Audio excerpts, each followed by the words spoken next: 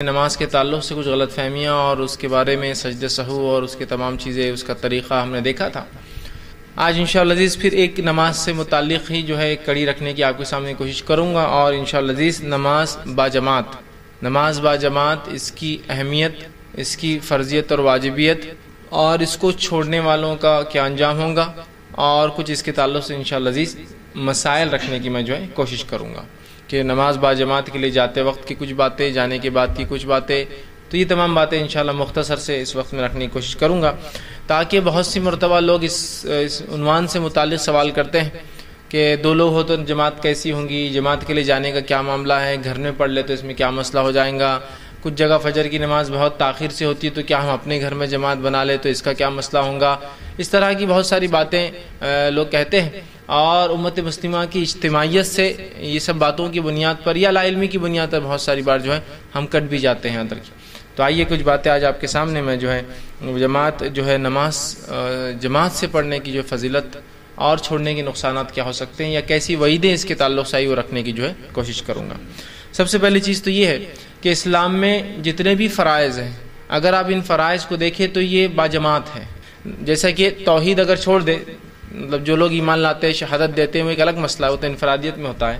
اس کے علاوہ جتنے اعمال، نماز اجتماعیت میں ہوتی ہے، ٹھیک ہے، اسی طرح جو ہے روزہ اجتماعیت میں ہے، ایسا نہیں ہے کہ ایک جماعت یہ مہینے روزہ رکھے، اگلی جماعت وہ مہینے روزہ رکھے، اگلی جماعت یہ مہینے روزہ رکھے، تاکہ مختلف دنوں میں روزے چلتے رہیں، ایسا بھی نہیں۔ اسی طرح جو ہے زکوٰۃ اجتماعیت کا نظم ہے، بیت المال میں زکوٰۃ جمع ہوں گی۔ حج اجتماعیت کا نظم ہے کہ تمام لوگ حج ایک ساتھ کرتے ہیں، حج کے لیے بھی کوئی وقت نہیں کہ 15 دن بعد ان کا وقت، 15 دن بعد ان کے بعد 15 دن بعد ان کا وقت، ایک ہی ہے۔ تو اسلام میں جماعت کے بغیر مسلمان کا تصور نہیں ہے اندر کی۔ تو اسی طرح نماز جو کہ ارکان اسلام میں دوسرا رکن ہے، شہادت کے بعد دوسری اہم جو ہے عبادت ہے، فرائض میں سے دوسرا فریضہ ہے، اس کے تعلق سے بھی یاد رکھیں اسے اجتماعیت میں ہمیں کرنا ہے، انفرادیت میں نہیں کرنا ہے۔ اور نبی اکرم صلی اللہ علیہ وسلم با جماعت نماز کے حکم دیتے ہیں۔ اللہ رب العزت کئی مرتبہ قرآن میں ورکعوا مع الراکعین ایک جگہ کہا کہ رکوع کرو رکوع کرنے والوں کے ساتھ۔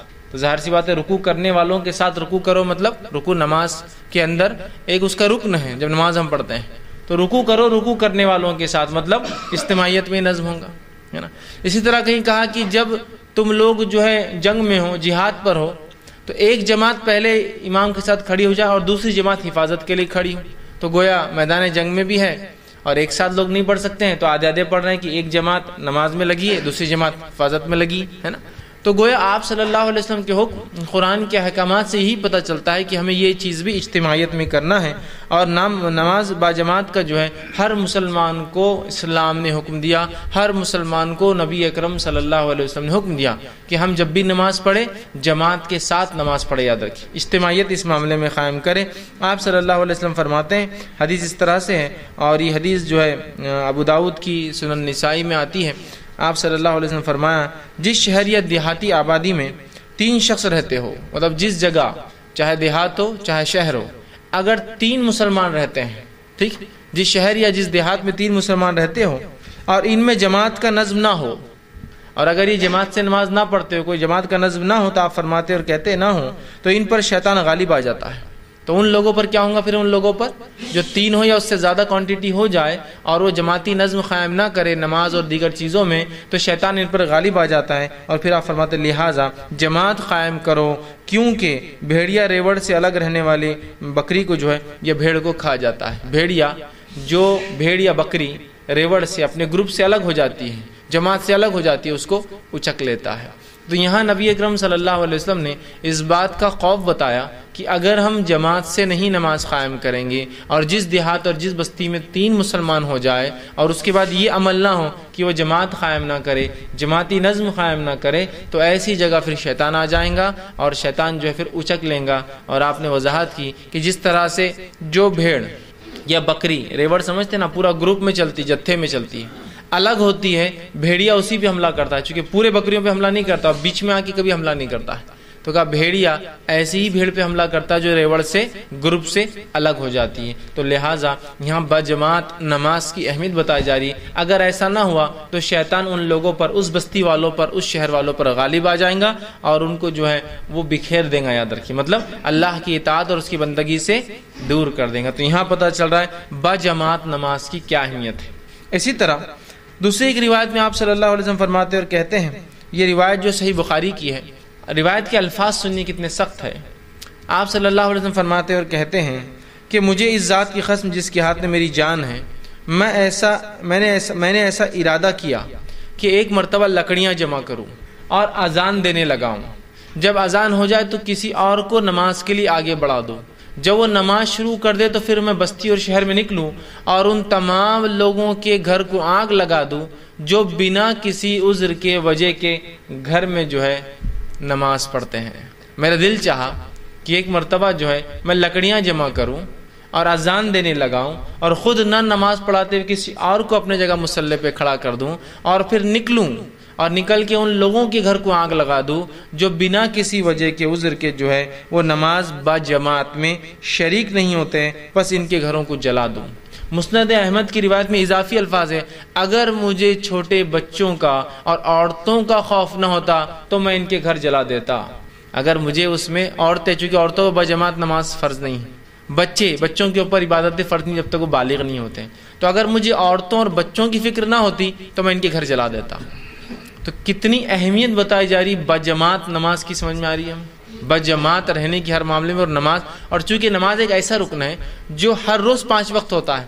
زکوٰۃ تو سال میں ایک بار ہے، حج زندگی میں ایک بار ہے، لیکن یہ تو روز ہو رہا ہے یہ عمل. زکوٰۃ سال میں ایک بار ہے، ٹھیک، روزہ سال میں ایک بار، لیکن یہ روز ہوتا ہے. اگر یہاں اجتماعیت ہماری ہوں گی تو بہت سارے اس کے فائدے ہوں گے، اور اس بات کی گواہی آپ بھی دیں گے اور میں بھی دیتا ہوں. اجتماعیت کے فائدے تو اپنی جگہ ہے ہی.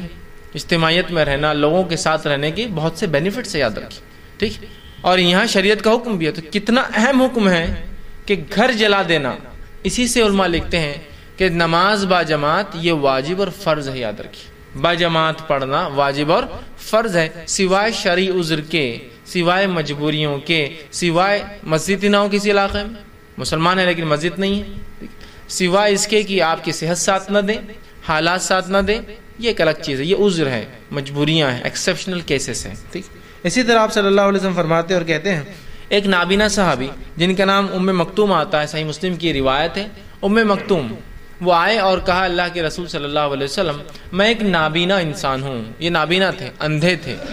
میں ایک نابینا انسان ہوں اور مسجد آنا میرے لیے مشکل ہوتا ہے، اس لیے کہ مجھے ہر بار کوئی لے کر آنے والا نہیں ہوتا ہے.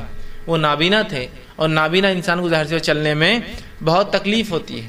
تو کہا مجھے ہر بار کوئی انسان نہیں ملتا جو مجھے پکڑ کر مسجد تک لا کر چھوڑ دے، تو لہٰذا کیا میں اپنی نمازیں گھر پر پڑھ لوں؟ تو آپ صلی اللہ علیہ وسلم نے کہا ٹھیک، تو اپنی نمازیں گھر پر پڑھ لے. جب وہ جانے لگے تو راوی کہتے اللہ کے رسول صلی اللہ علیہ وسلم پلٹے اور کہا کہ میں مکتوم 1 منٹ رکو، ذرا ٹھہرو. وہ ٹھہر گئے. ٹھہرنے کے بعد ان سے کہا کیا تمہیں اذان کی آواز سنائی دیتی ہے؟ تو کہا اللہ کے رسول صلی اللہ علیہ وسلم ہاں مجھے اذان کی آواز سنائی دیتی ہے. تو کہا اگر اذان کی آواز سنائی دیتی ہے تو پھر میں تمہیں حکم نہیں دے سکتا ہوں گھر پر نماز پڑھنے کا، تم کو مسجد آنا ہی پڑے گا.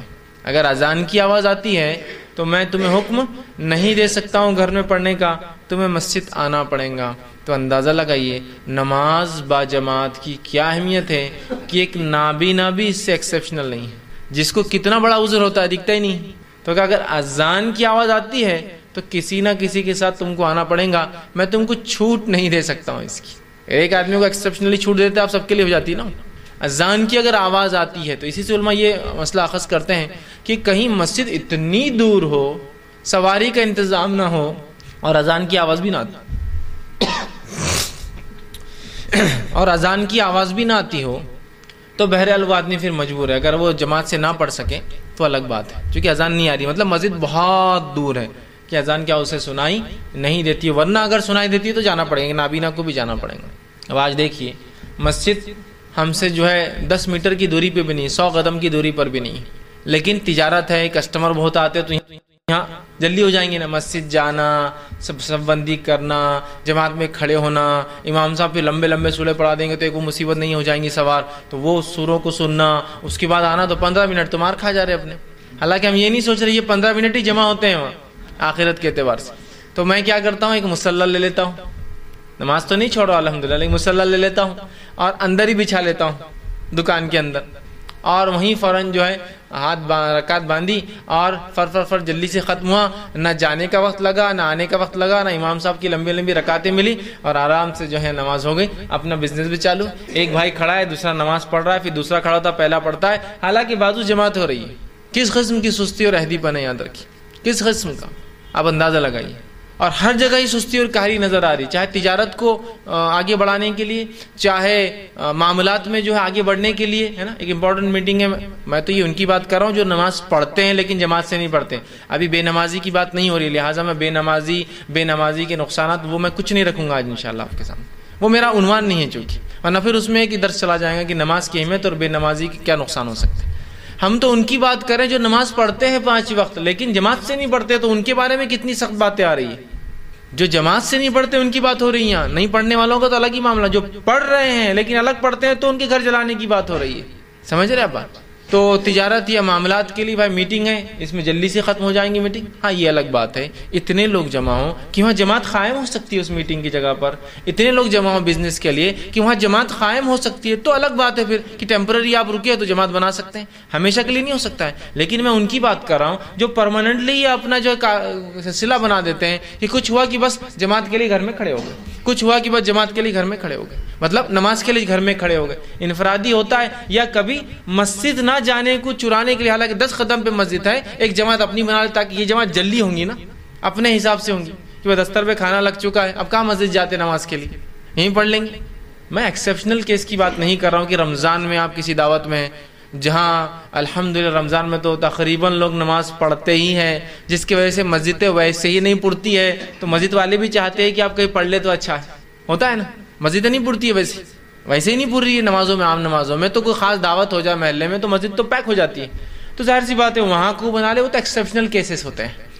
لیکن جنرل اس میں ہم ایسا کرتے ہیں، بہت سے لوگ ایک سلسلہ بنا لیتے ہیں کہ بس گھر میں نماز پڑھ لو، بزنس کی جگہ نماز پڑھ لو، چھت پر نماز پڑھ لو. ٹھیک، مجبوریاں الگ چیز ہے کہ میں کالج میں ہوں جہاں سے مسجد نہیں، اذان کی آواز نہیں آتی تو میرے لیے پھر جانا بھی ضروری نہیں، تو وہاں میں جماعت بنا لیتا ہوں یا وہاں میں پڑھ لیتا ہوں مصلی ڈال کے نماز انفرادی. وہ الگ شکلیں ہیں، لیکن عام اعتبار سے ہم دیکھتے ہیں لوگ بہت جی چراتے ہیں نماز کے معاملے میں اور پڑھتے ہیں. اور جب انسان جماعت سے چھوٹ جاتا ہے نا، تو یہ میرا تجربہ اور مشاہدہ ہے، میں نے دیکھا ہوں جن لوگوں نے با جماعت نماز کو چھوڑا، پھر گھروں میں جماعتیں چالو کی، پھر انفرادی، چونکہ گھر میں جماعت مینٹین نہیں ہو سکتی کبھی، پھر انفرادی چونکہ لوگ نہیں آنے، انفرادی جماعتیں چالو کی. اس کے بعد ایک زمانہ پھر تاخیر سے نماز پڑھنے لگے، حالانکہ نماز چھوڑنے کی وجہ تھی لوگ اول وقت میں نہیں پڑھتے بلکہ میں گھر میں پڑھوں اپنی جماعت بناؤں، پھر تاخیر سے پڑھنے لگے، اور پھر حال یہ ہو گیا کہ نمازوں کو جمع کر کے پڑھنے لگے، اور پھر حال یہ ہو گیا کہ تھوڑے دن بعد بے نمازی بن گئے.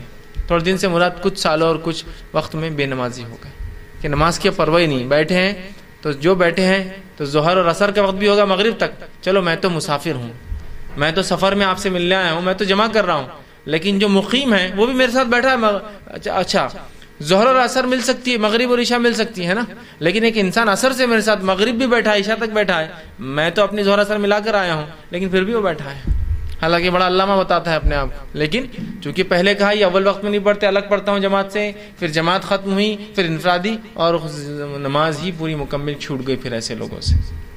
تو بڑی احتیاط کریں، با جماعت نماز کو کبھی معمولی نہ سمجھیں، ہر بار کوشش کریں کہ جماعت کے ساتھ پڑھوں. اس کی بڑی اہمیت ہے کہ ایک نابینا کو بھی اس سے ایکسیپشنل مستثنا نہیں کیا گیا شریعت میں. اسی طرح صحیح مسلم کی روایت ہے، عبداللہ ابن مسعود رضی اللہ عنہ فرماتے ہیں، بڑی سخت بات وہ کہتے ہیں، اور کیا فرماتے سنیے. وہ فرماتے ہیں کہ ہم میں سے کوئی بھی، آپ صلی اللہ علیہ وسلم کے زمانے میں ہم میں سے کوئی بھی جماعت سے پیچھے نہیں رہتا تھا. ہم نماز نہیں پڑھنے والوں کی بات نہیں کر رہے ہیں ابھی، پھر سوچ غور سے سنیے آپ، جو پڑھتے تھے لیکن جماعت سے نہیں پڑھتے تھے ان کی بات ہو رہی کتنی سخت. ہم میں سے کوئی بھی اللہ کے رسول صلی اللہ علیہ وسلم کے زمانے میں بغیر جماعت کے نماز نہیں پڑھتا تھا، مطلب سب جماعت میں شامل ہوتے تھے سوائے منافق کے، سوائے منافق کے. اور اسی سے وہ کہتے تھے جو با جماعت نماز میں شامل نہ ہو وہ کھلا منافق ہے. چھپا منافق تو جماعت سے بھی نماز پڑھنے آتا تھا، کچھ کھلے منافق تھے جو جماعت سے نہیں پڑھتے تھے آپ کے زمانے میں بھی، کچھ چھپے تھے، چھوٹے موٹے منافق آ جاتے تھے ڈر کے، لیکن بڑے بڑے منافقین جو تھے وہ نہیں آتے تھے. تو کہا سب آتے تھے سوائے منافق کے، اور جو نہیں آتا تھا ہم سمجھ جاتے تھے یہ منافق ہے، پھر کہتے ہیں سوائے منافق کے اور بیمار کے. لیکن بیمار کو بھی ہم میں سے 2 لوگ کاندھے پہ ڈال کے لا کے کھڑے کر دیتے تھے. منافق تو آتا ہی نہیں تھا سوائے بیمار کے، مطلب بیمار لوگ نہیں آتے تھے، لیکن بیماروں کو بھی 2 لوگ مل کر اٹھا کے لاتے تھے، کاندھے پر لا کے کھڑے کر دیتے تھے. سب کے اندر بیماروں کو بھی لا کر کھڑے کر دیا جاتا تھا. دیکھیے با جماعت نماز نہ پڑھنے کے تعلق سے کیا بتا رہے صحابہ کہ یہ منافقت کی ایک علامت ہے، چونکہ منافق ہی با جماعت نماز میں نہیں آتا ہے. دوسرا، بیمار بھی ہوتا تو اٹھا کر لایا جاتا نماز کے لیے. آج تو ہماری بیماریوں کا کیا کہنا ہے نا، کیا ہو گیا بھائی آج نماز آپ نے جماعت سے نہیں پڑھی، آج میرے کو 3 چھکے آ گئی صبح صبح. اور 3 چھکے تو بہت زیادہ ہوگی آپ کے لیے ہے نا، اتنی صحت کہاں دی اللہ نے آپ کو 3 چھکے برداشت کر سکے. 4تھی چھیک میں تو ہارٹ اٹیک آ جائیں گا آپ کو. ٹھیک ہے، اچھا کیا آپ نے آج نماز کو پڑھا. ارے آج آپ با جماعت نماز میں دکھ نہیں رہے 2-4 دن سے. ارے بہت زیادہ بیمار ہونا، کیا بیماری ہے آپ کی؟ وہ ہاتھ میرا روز دکھ رہا. اچھا تو آفس بھی نہیں جا رہے؟ نہیں آفس تو جانا پڑتا نا، مجبوری ہے. اچھا پھر آپ اسکول کالج میں؟ نہیں وہ اس کے بغیر تھوڑی چلتا. اچھا پھر آپ دن بھر گھر میں؟ نہیں صرف نماز کی حد تک نہیں آ رہا ہوں میں، اس لیے کہ وہ پوری تکلیف درد دکھ نماز کے ٹائم ہی ظاہر ہوتا ہے، دینی کوئی کام کے ٹائم ہی ظاہر ہوتا ہے نا. ہاتھ دکھنے کیا تعلق جماعت سے؟ ہاتھ تو دکھ ہی رہا ہے نا، ایسے بھی دکھ رہا ہے ویسے بھی دکھ رہا ہے، کچھ نہ کرو بھی تو دکھ رہا ہے، لے کے چلو اس کو ساتھ اپنے. ہو سکتا ہے اللہ کے ذکر میں ہوں گے تو اللہ اس کو شفا دے دیں گا، لیکن وہ نہیں ہوتا ہے. اللہ کے رسول صلی اللہ علیہ وسلم کے تعلق سے آتا ہے آپ کی وفات سے کچھ دن قبل آپ نے چلنا پھرنا بند کر دیا تھا. آپ چل پھر نہیں پا رہے تھے، خود سے اٹھ نہیں پا رہے تھے، بلکہ آپ نے جب نماز کے لیے ارادہ کیا 2 دن پہلے یا 3 دن پہلے، روایتوں مختلف الفاظ ارادہ کیا تو آپ کھڑے ہو کر گر جاتے تھے. مطلب اتنی طاقت نہیں تھی قدموں میں کہ چل سکے، آپ گر جاتے تھے. روایت میں کہ آپ اٹھے، وضو کیا، کھڑے ہوئے اور گر گئے. چونکہ پھر بے ہوش ہو گئے، بے ہوشی سے وضو ختم ہو جاتا ہے، اس لیے کہ پتہ نہیں انسان نے کیا کیا. پھر آپ اٹھے، پھر وضو کیا، پھر گر گئے، پھر آپ اٹھے، پھر وضو کیا اور پھر گر گئے. یہ کیفیت تھی آپ کی، اتنی کمزوری تھی. اس میں آتا ہے کہ اللہ کے رسول اتنی کمزوری میں بھی ہم 2 صحابہ کو بلاتے اور دونوں کے کاندھوں پر ہاتھ رکھتے. آپ کے پیر ڈالنے کی طاقت نہ تھی تو آپ صلی اللہ علیہ وسلم پیر رگڑتے جاتے مٹی کے اندر، مطلب آپ چل نہیں سکتے تھے. تو اب ظاہر سے ایک آدمی کاندھوں پہ 2 لوگوں نے ڈال دیا اور کھینچ کے لے جا رہے. ویسے آتے تھے اور آپ نے ہمیں کچھ دن بیٹھ کر نماز پڑھائی، پھر لیٹ کر نماز پڑھائی، اور پھر ابوبکر صدیق نماز پڑھاتے تھے اور آپ سے پیچھے لیٹتے تھے، چھوڑی نہیں لیکن لیٹ کر پڑھی. اسے پتا چلا مسجدوں میں ایسا نظم ہونا چاہیے کہ جہاں مصلی بیمار بھی آئے تو لیٹنے کا پروویژن بھی ہو کہ وہ نماز پڑھ سکے، بیٹھنے کا بھی ہو کہ وہ پڑھ سکے. یاد رکھیے ٹھیک. تو اس بات کو سمجھنا ہے ہمیں. یاد رکھیے کتنی اہم بات ہے کہ بیمار ہے، نبی ہے، چاہتے تو شرعی عذر بتا سکتے تھے، چاہتے تو اللہ چھوٹ دے دیتا، چاہتا تو اللہ معاف کر دیتا، پھر بھی آ رہے امت کو سکھانے کے لیے کہ نماز با جماعت کی بڑی اہمیت. لیکن ہماری بیماریوں کا میں نے کہا نا کیا کہنا، بہت بڑی بڑی بیماریاں ہو جاتی ہیں. ہم کو چھینک آنا بہت بڑی بیماری ہے، تھوڑی کھانسیوں کی بیماری ہے، تھوڑا سا آنکھ گرم ہو گیا، تھوڑا سا آنکھ گرم ہو گیا تو فوراً گھر والوں نے بولا نماز کو مت جاؤ. ٹھیک ہے امی نماز کو نہیں جاتے، ٹھیک ہے ابا نماز کو نہیں جاتے. باقی اگر امی ابا بولے بیٹے تھیٹر مت جاؤ تو نہیں، تھیٹر جاؤں گا تو میں ساتھ رہوں گا اچھے سے، نہیں تو بہت تنگ کروں گا تم کو. وہاں اپنی منوائی جا رہی بات، یہ ہونا تو فلاں ہوں گا، نماز کے لیے نہیں. آپ نے بول دیا اب میں نہیں جاؤں گا. نہیں امی بھی نہیں بول رہے، ابا بھی نہیں بول رہے، بہت زیادہ مجھے بخار دکھ رہا، یہ دکھ رہا. یہ تمام چیزیں وجوہات نہیں ہے نماز کو چھوڑنے کی. یاد رکھیے نہیں ہے نماز کو چھوڑنے کی. بہرحال اسی طرح نماز با جماعت کی اہمیت اس سے ہی پتہ چلتی ہے. سورہ نساء سورہ نمبر 4 آیت نمبر 102 میں اللہ نے فرمایا کہ جب تم جنگ میں ہو اور جنگ کی حالت میں ہو اور خوف کا معاملہ ہو، جنگ ہو یا خوف ہو مطلب دشمن کے حملے کا ڈر ہو، تو تب امام کے پیچھے کچھ لوگ کھڑے ہو اور کچھ لوگ حفاظت کرے، پھر کچھ لوگ کھڑے ہو کچھ لوگ حفاظت کرے. اسے کہتے ہیں صلاۃ الخوف. خوف دشمن کے حملے کا ڈر یا جنگ کے میدان میں نماز پڑھنا جب دشمن حملہ کر سکتا ہے. تو تب نماز کا طریقہ یہ کہ ہاف جماعت لڑیں گی جو مسلمانوں کی ہے، آدھی امام کے پیچھے آئیں گی یا جو بھی امام طے کرتا ہے جو بیسٹ پاسبل اسٹریٹجی ہو سکتی ہے پیچھے آئیں گی. ایک شخص نماز بانے اور آپ صلی اللہ علیہ وسلم صلاۃ الخوف پڑھی، آپ نے پڑھ کر بتایا صلاۃ الخوف کیا ہوتی ہے اور کیسے ہوتی ہے. تو امام کھڑے ہوتے، اللہ کے رسول کھڑے ہوئے ایک مرتبہ نماز کے لیے، آدھے صحابہ پیچھے آئے، ٹھیک آدھے صحابہ پیچھے آئے، اس کے بعد 2 رکعت کے بعد سلام پھیر کر چلے گئے، پھر آدھے اس کے بعد آئے. رسول اللہ کنٹینیو کر رہے اپنی، آپ نے 4 پڑھی، صحابہ نے 2 اور اس کے بعد کی جماعت نے 2 رکعت پڑھ کے اپنے گئے. سمجھ رہے آپ بات؟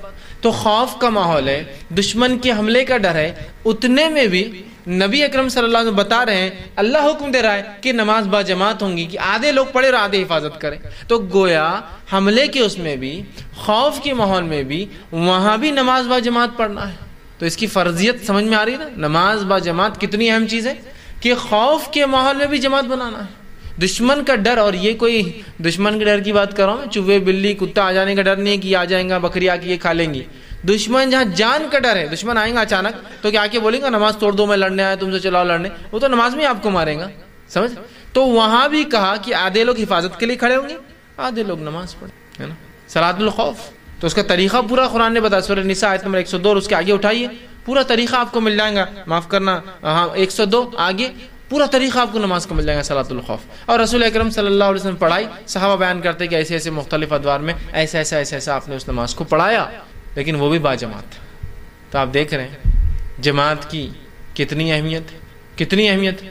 لیکن ایک وضاحت یہاں ضروری ہے، جماعت کی اہمیت یاد رکھیے بہت ہے، لیکن آپ کو حالات اور ماحول دیکھنا بھی ضروری ہے. ورنہ بہت سے لوگوں کو میں نے دیکھا ہے کہ اپنی با جماعت نماز کو انسانوں کی تکلیف کی وجہ بنا دیتے ہیں. آپ ٹرین میں جا رہے ہیں، ٹرین میں با جماعت نماز نہیں ہو سکتی میرے بھائی. گورنمنٹ نے آپ کے لیے کوئی پروویژن نہیں کر رکھا ہے کہ مسلمان نماز پڑھیں گے تو ٹرین میں جگہ بنائی جائے. اب آپ پورے انسانوں کو بولیں گے رک جاؤ مسلمان آ گئے، اب نماز پڑھنا رہتی ہے ہم کو، اور جماعت سے پڑھیں گے اور کھڑے ہو کے پڑھیں گے ٹرین میں. اور مصلی بچھا دیا جاتا ہے. ایک آدمی وہ جو جگہ ہوتی ہے جہاں سے لوگ جا رہے ہیں پیشاب کے لیے، پیخانے کے لیے، مطلب ٹوائلٹ یوز کرنے کے لیے، پانی لینے کے لیے، ہاکرز جو لوگ بیچنے والے ہیں کچھ کھانے پینے، وہ گھوم رہے ہیں وہاں، وہ جا کر امام کھڑا ہو جاتا ہے اور دو آ کے مستعد کھڑے ہو جاتے ہیں، جیسا صلاۃ الخوف، مطلب دشمن سے جنگ چل رہی ہے اور پیچھے نماز ہو رہی، اور جماعت باندھی جاتی ہے. پھر جو لوگ بیٹھے مسلموں کا چلو ہٹو اٹھو، چلو چلو عورت تم چلو، عورت کو ہٹاؤ ایسے اوپر بھیجو، یہ کرو. پوری ٹرین مطلب ایسا ہوتا ہے کہ آپ کے لیے مخصوص کر دی جاتی ہے. پوری ٹرین اتھل پتھل چالو، اور بیچارے لوگ ڈر کے بعد داڑھی والے لوگ ہیں، اور پہلے ایسا امیج میڈیا نے کریٹ کر دیا، پتہ نہیں کچھ زیادہ ہو تو نکالے اور چلو اس کو اڑا دو، اس کو اڑا دو، اس کو اڑا دو. وہ بیچارے ڈر کے فوراً عورتیں اوپر بیٹھ جا رہی، بچے یہ ہو جا رہے ہیں، یہ ہو جا رہے ہیں، اور آپ جماعت سے نماز پڑھ رہے ہیں. نہیں، سواری پہ رسول اکرم صلی اللہ علیہ وسلم جماعت سے نماز ثابت نہیں. ہاں سواری میں سہولت ہو، جیسے کہ اگر آپ سعودی عرب جائیے گلف کنٹریز میں، تو وہاں ٹرین میں جیسے ہمارے پاس پینٹری کار ہوتا ہے نا، وہاں ٹرین میں ایک مسجد کا ڈبہ ہوتا ہے پورا، کھانے پینے کا ایک ہوتا ہے، آپ دیکھیں کینٹین. تو ویسے مسلم کنٹریز میں ٹرین کے اندر ایک ڈبہ ہوتا ہے، مسجد رہتی ہے، وہ وہاں جا کے آپ پڑھیے کتنا بھی، چونکہ وہ مسجد ہے خاص، اسی کے لیے رکھا گیا ڈبہ. یہاں نہیں ہوگا. لیکن یا بس ہے اور بس کو آپ بول دیں کہ بس روک دو، بس ہم سامان ہے، ہم کو جماعت سے نماز پڑھنا ہی پڑتی، اور بیچارے بس کے 40 مسافر جو ہے انگلیاں توڑ توڑ کے بددعائیں دے رہے ہیں آپ کو کہ ہم کو جلدی جانا ہے، فلاں مسئلہ ہے. آپ بولیں نہیں، 5 ٹائم بس رکیں گی پوری سفر کے اندر، اور جھگڑا چالو نہیں. سفر میں تو آپ اترے، وضو کیا، بس میں بیٹھے، جہاں بیٹھے وہاں رکعت باندھ لی، ہو گیا. سہولت ہے تو ایک آدمی رکعت باندھے، پیچھے اس کے سیٹ والے بیٹھے، آواز آ رہی تو ٹھیک، نہیں پڑھ سکتے بس نہیں، اپنی اپنی پڑھے. اس لیے کہ نبی اکرم صلی اللہ علیہ وسلم کو دیکھا گیا آپ سواری پر تھے اور اکیلے نماز پڑھ رہے تھے، اور آپ قبلے کا بھی وہ نہیں کرتے، قبلہ دوسری جانب ہوتا، آپ دوسری طرف نماز پڑھتے، مطلب سواری پر قبلہ بھی کوئی شرط نہیں ہے.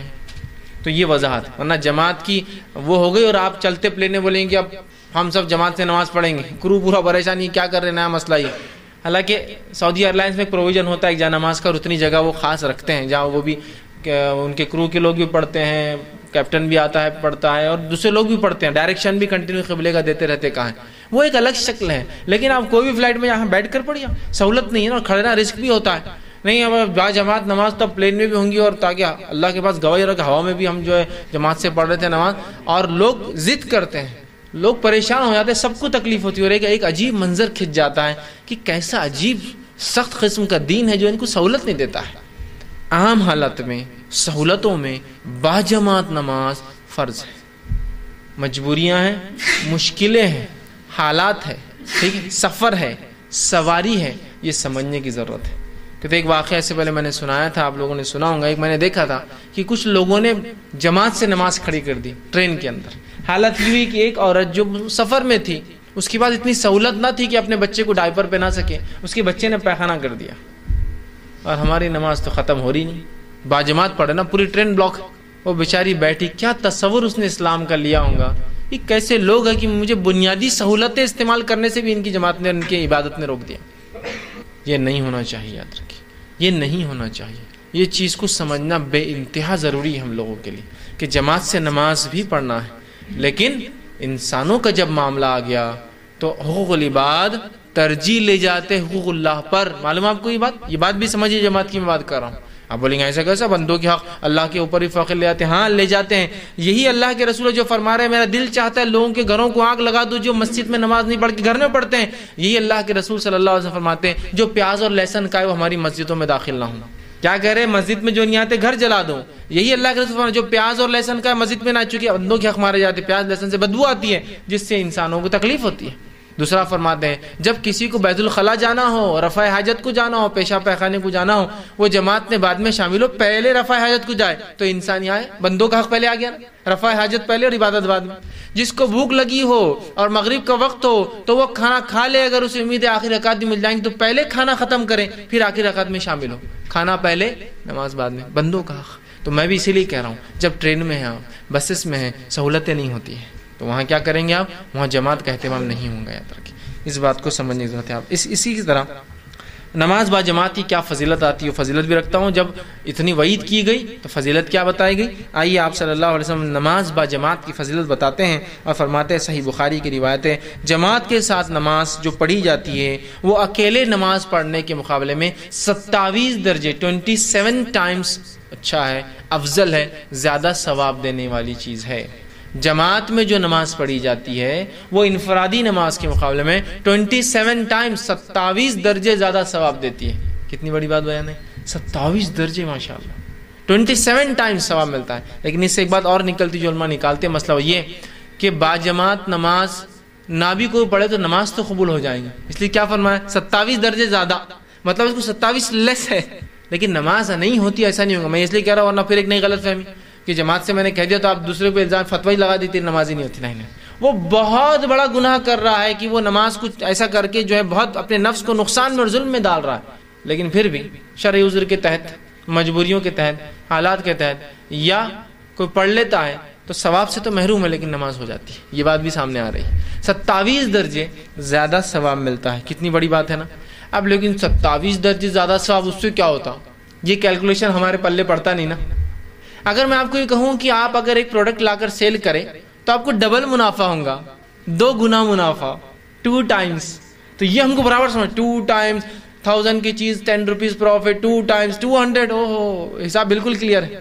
3 ٹائمز پروفٹ، 3 درجے زیادہ منافع. اوہ 300 روپے بالکل کلک ہو رہے ہیں ہم کو. اور 4 درجے زیادہ منافع. اوہ 4. یہ 27 درجے سمجھ میں نہیں آتا لیکن ہم کو دین کہنا کو مسئلہ نہیں. اللہ بڑھا دیں گا ہو سکتا ہے بعد میں، چلو ایزی لے لو. مطلب میں یہ بتانا چاہ رہا ہوں کہ دنیا میں کیسے حساب کرتے ہیں. یہ 1 گنا 2 گنا زیادہ پروفٹ دور کی بات ہے. جو لوگ اوریجنل بل بزنس کرتے ہیں وہ یہ سب چیزیں جانتے ہیں. روپے 2 روپے اور 4 روپے کی بھی بڑے ٹرن اوور کے اندر کیا نقصان اور کیا فائدے ہو سکتے ہیں. سمجھتے ہیں آپ؟ 25 پیسے بھی اگر ایک کسٹمر کو آپ یوں چھوڑتے ہیں، ایک دن میں 100 کسٹمر آتے ہیں تو منتھ کے اندر اتنا ہوتا ہے اتنا آپ کا ٹیلی فون بل ہوتا ہے، اتنا نکل جاتا ہے آپ کا کاسٹ. سمجھ رہے آپ؟ تو جو ٹرن اوور پہ بزنس کرتے ہیں وہ جانتے ہیں روپے کا کیا وہ ہوتا ہے. ایک صاحب تھے وہ بزنس کرتے تھے، دن بھر میں جو ہے 25 کنٹل شکر بیچتے تھے اور سب سے کم کاسٹ میں ان کی شکر بکتی تھی.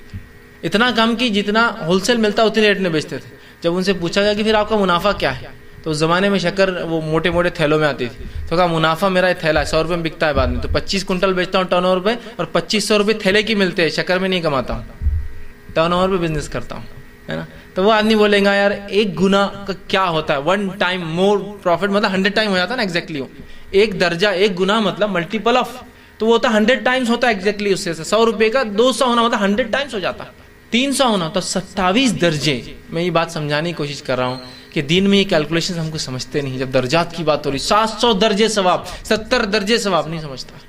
سمجھیے اس کو دنیا کے حساب کتاب سمجھتے ہیں ہم لوگ. تو بہرحال 27 درجے زیادہ ثواب کون بیوقوف ہے جو چھوڑ سکتا ہے نا.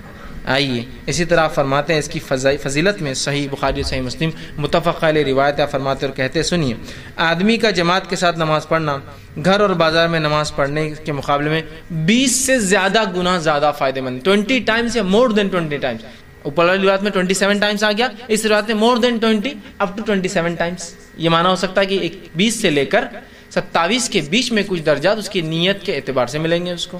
تو کہا زیادہ درجے کی فضیلت رکھتا ہے اس لیے کہ ایک انسان جب اچھے سے وضو کرتا ہے اور صرف اللہ کے لیے، تو آپ صلی اللہ علیہ وسلم فرماتے تھے کہ حدیث کے الفاظ اس طرح سے کہ آدمی کا جماعت کے ساتھ نماز پڑھنا یہ جو ہے جو ہے گھر میں نماز پڑھنے کے مقابلے میں 20 سے زیادہ درجے جو ہے فضیلت رکھتا ہے، اس لیے کہ ایک انسان جب اچھے سے وضو کرتا ہے اور صرف اللہ کے لیے نماز کے لیے مسجد کا رخ کرتا ہے، صرف اللہ کے لیے، صرف نماز کے لیے مسجد کا رخ کرتا ہے، تو ہر قدم کی عوض اللہ سبحانہ تعالیٰ اس کے درجات کو بلند کرتا ہے۔ جماعت میں جانے کا ثواب دیکھیے، 20 سے زیادہ گنا ثواب کے علاوہ جب چلتا ہے تو ہر قدم پر اس کے درجات بلند ہوتے ہیں، مطلب گناہ معاف ہوتے ہیں، اس کے درجات بلند ہوتے ہیں، درجات بلند کرتا ہے اور گناہ مٹا دیتا ہے۔ اور مسجد میں داخل ہونے کے بعد وہ جو ہے جتنی دیر نماز کا انتظار کرتا ہے وہ نماز کی حالت میں ہوتا ہے اور نماز کے ثواب میں ہوتا ہے۔ مطلب ایک انسان مسجد جا کے جتنی دیر انتظار کرتا ہے نماز کے لیے، اتنی دیر ثواب ملتا ہے نماز میں شامل ہونے کا، نماز میں شمار ہوتا ہے۔ اور فرشتے اس کے لیے رحمت کی دعائیں کرتے ہیں جب تک کہ وہ نماز کی جگہ بیٹھا رہے، مطلب نماز پڑھ بھی لیا اور اگر نماز کی جگہ ہی بیٹھا ہے تو فرشتے اس کے لیے رحمت کی دعائیں کرتے ہیں جب تک کہ وہ بیٹھا رہتا ہے، اور اللہ سے درخواست کرتے ہیں، فرشتے گزارش کرتے ہیں کہ اے اللہ اس کی مغفرت فرما دے، اس پر رحم کر، جب تک کہ وہ وضو سے ہوتا ہے تب تک۔ ایک نماز کو ہم نکلے 20 مرتبہ 20 گناہ یا اس سے لے کر 27 مرتبہ تک ثواب بڑھ گیا، فضیلت، ہر قدم پر گناہ معاف ہو رہے ہیں، ہر قدم پر نیکیاں لکھی جائے، درجات بلند ہو رہے ہیں۔ اور اس کے بعد مسجد میں جب تک بیٹھا ہے نماز کے انتظار میں، 5-10 منٹ پہلے پہنچ گیا انتظار میں، تب تک اس کو نماز میں رہنے کا ثواب مل رہا ہے۔ نماز پڑھنے کے بعد جب تک اس جگہ بیٹھا ہے جس جگہ اس نے نماز پڑھی اور جب تک اس کا وضو نہیں ٹوٹا تب تک فرشتے دعائیں کر رہے ہیں، اللہ اس کی مغفرت کر دے، اسے معاف کر دے، اس کی مغفرت کر دے، اسے معاف کر دے۔ جو جماعت سے نماز نہیں پڑھتا وہ ان تمام فضائل سے خود بخود محروم ہو جاتا ہے، خود بخود محروم ہو جاتا ہے، یاد رکھیے، ٹھیک۔ اسی طرح جو ہے اب جو ہے جماعت جو ہے کم از کم کتنے لوگوں میں ہوں گی؟ اب جو جماعت کی بات اور فضیلت کی بات آ رہی ہے تو کبھی مسجد میں ہو سکتی ہے، کبھی مسجد کے باہر بھی جماعت بنانا پڑ سکتی ہے، ضرورت، حالات، ماحول ہو سکتا ہے، اجتماع ہے، لوگ جمع ہے، مسجد جانے کی سہولت نہیں، مسجد میں انتظام نہیں ہوگا، چھوٹا محلہ ہے، لوگ زیادہ جمع، تو بہرحال جماعت۔ اب جماعت کتنے لوگوں میں ہو سکتی ہے؟ سفر میں ہو اور جماعت بنانے کا موقع مل جائے، نیچے اتر کے مسجد ہے، تو میں کیا کروں؟ چونکہ مسجد میں ٹائم ہو چکا ہوں گا، تو تب میں کتنے لوگ ہوں تو وہ وضاحت بھی انشاءاللہ کر دیتا ہوں۔ کم از کم 2 آدمی چاہیے جماعت بنانے کے لیے، بس ہو گیا، جماعت بن گئی آپ کی۔ کتنے لوگ چاہیے جماعت کے لیے؟ 2 آدمی صرف، مطلب ایک ہے تو انفرادی ہے، 2 ہو گیا تو جماعت بننا چالو، جماعت، اور 3 ہے تو پھر تو اور الحمدللہ اور بڑھتے گئے، تو اور بڑھتے گئے اور بڑھتے گئے، اور ثواب اور ثواب اور ثواب اور ثواب، سمجھ رہے بات؟ تو کم از کم 2 لوگ چاہیے، ٹھیک ہے، کس لیے کہ ایک امام ہوں گا اور ایک مقتدی ہوں گا جماعت کے لیے، یہ 2 چیزیں شرط ہے، ٹھیک۔ اللہ کے رسول صلی اللہ علیہ وسلم فرماتے ہیں اس تعلق سے، یہ ابن حبان اور حاکم کی روایت ہے، آپ سے فرماتے کہتے ہیں اکیلے کی نماز سے دوسرے آدمی کے ساتھ نماز پڑھنا افضل ہے، اکیلے کی نماز سے دوسرے آدمی کے ساتھ نماز پڑھنا افضل ہے، چونکہ وہ جماعت بن جاتی ہے، اور 2 کے ساتھ نماز پڑھنا 1 کے ساتھ نماز پڑھنے سے افضل ہے، اور 2 کے ساتھ نماز پڑھنا مطلب امام کے ساتھ 2 ہونا افضل ہے امام کے ساتھ 1 ہونے سے۔ 2 کے ساتھ نماز پڑھنا مطلب پڑھانے والا 1 اور 2 ہے، 2 کے ساتھ نماز پڑھنا افضل ہے 1 کے ساتھ نماز پڑھانے سے، مطلب اکیلے آدمی سے افضل ہے 2 آدمی ہو، اور 2 آدمی سے افضل ہے 3 آدمی ہو نماز، ٹھیک۔ تو آپ فرماتے افضل ہے، جماعت میں جتنی زیادہ تعداد ہوں گی اللہ تعالیٰ اتنا زیادہ اس جماعت کو پسند کرتا ہے، جتنے بڑھ رہے ہیں، ٹھیک۔ تو پتہ چلا 2 بھی ہو جائے تو کافی ہے، 3 ہو جائے تو بہت اچھی بات ہے۔ وہ کیوں؟ دیکھیے، جب 2 ہوں گے تو نماز کا طریقہ یہ ہوگا کہ امام اور مقتدی ساتھ کھڑے ہوں گے، یاد رکھیے، جماعت کا ثواب تو ملے گا لیکن مقتدی اور امام میں فرق نہیں کر پائیں گے، آپ ساتھ کھڑے ہونا پڑے گا، اس لیے کہ پیچھے نہیں ہو سکتا ہے، اس لیے کہ امام تو اکیلا کھڑا ہو سکتا ہے، مقتدی کے لیے 2 چاہیے، اب چونکہ مقتدی اکیلا ہے تو امام کے بازو کھڑا ہوگا، تو جب 2 لوگ نماز پڑھیں گے تو طریقہ یہ ہوگا کہ وہ کھڑا ہوگا اور دوسرا آدمی اس کے سیدھے ہاتھ پر کھڑا ہوگا، یاد رکھیے، بات سمجھ رہے آپ؟ جب 2 لوگ نماز پڑھیں گے تو ایک آدمی جو امام ہے، امام کے سیدھے ہاتھ کی طرف کھڑا ہوگا مقتدی، سمجھ رہا ہے بات کو؟ اس کو اس لیے میں یہ کہہ رہا ہوں کہ کبھی آپ کو ایسی جماعت مل جائے کہ 2 لوگ نماز پڑھ رہے ہیں، کھڑا ہے، تو آپ سمجھنا چاہیے کہ آپ کو یہ اس طرف کھڑا ہونا ہے، اس لیے کہ ادھر والا مقتدی ہوگا سیدھے ہاتھ کی طرف اور اس کے الٹے ہاتھ کی طرف امام کھڑا ہوگا، یا امام وہ ہوگا جس کے سیدھے ہاتھ کی طرف مقتدی کھڑا ہے، تو اس سے آپ سمجھ جائیں گے قبلے کے رخ ایک آدمی کھڑا ہے تو اس کے سیدھے ہاتھ کی طرف جو مقتدی اور یہ امام ہے، اس کا مطلب یہ، تاکہ آپ کو کھڑا ہونا تو آپ اس کے بازو کھڑے ہوں گے ادھر سے، ٹھیک، اس کے بازو کھڑے ہوں گے، اور جیسے ہی آپ اس کے بازو کھڑے ہوں گے تو امام آگے سرک جائیں گا تھوڑا سا، تاکہ اب فرق ہو جائے کہ یہ امام ہے اور یہ 2 مقتدی ہے۔ تو جب 2 ہوں گے طریقہ رکعت باندھیں گے، بازو ہوں گا، عبداللہ ابن عباس رضی اللہ عنہ فرماتے ہیں، صحیح بخاری کی روایت ہے کہ میں رات میں اللہ کے رسول صلی اللہ علیہ وسلم کے ساتھ سویا تاکہ آپ کی عبادتیں وہ دیکھوں۔ رات میں اللہ کے رسول صلی اللہ علیہ وسلم اٹھے تو میں بھی اٹھا، چونکہ عمر میں چھوٹے تھے، اللہ کے ساتھ گھر میں رہ گئے اور میں بھی اٹھا۔ اس کے بعد اللہ کے رسول صلی اللہ علیہ وسلم وضو کیا، وہ پوری کیفیت آپ نے بیان کی، پھر کھڑے ہوئے، میں نے بھی وضو کیا اور میں آ کر اللہ کے رسول کے الٹے ہاتھ کی طرف کھڑا ہو گیا۔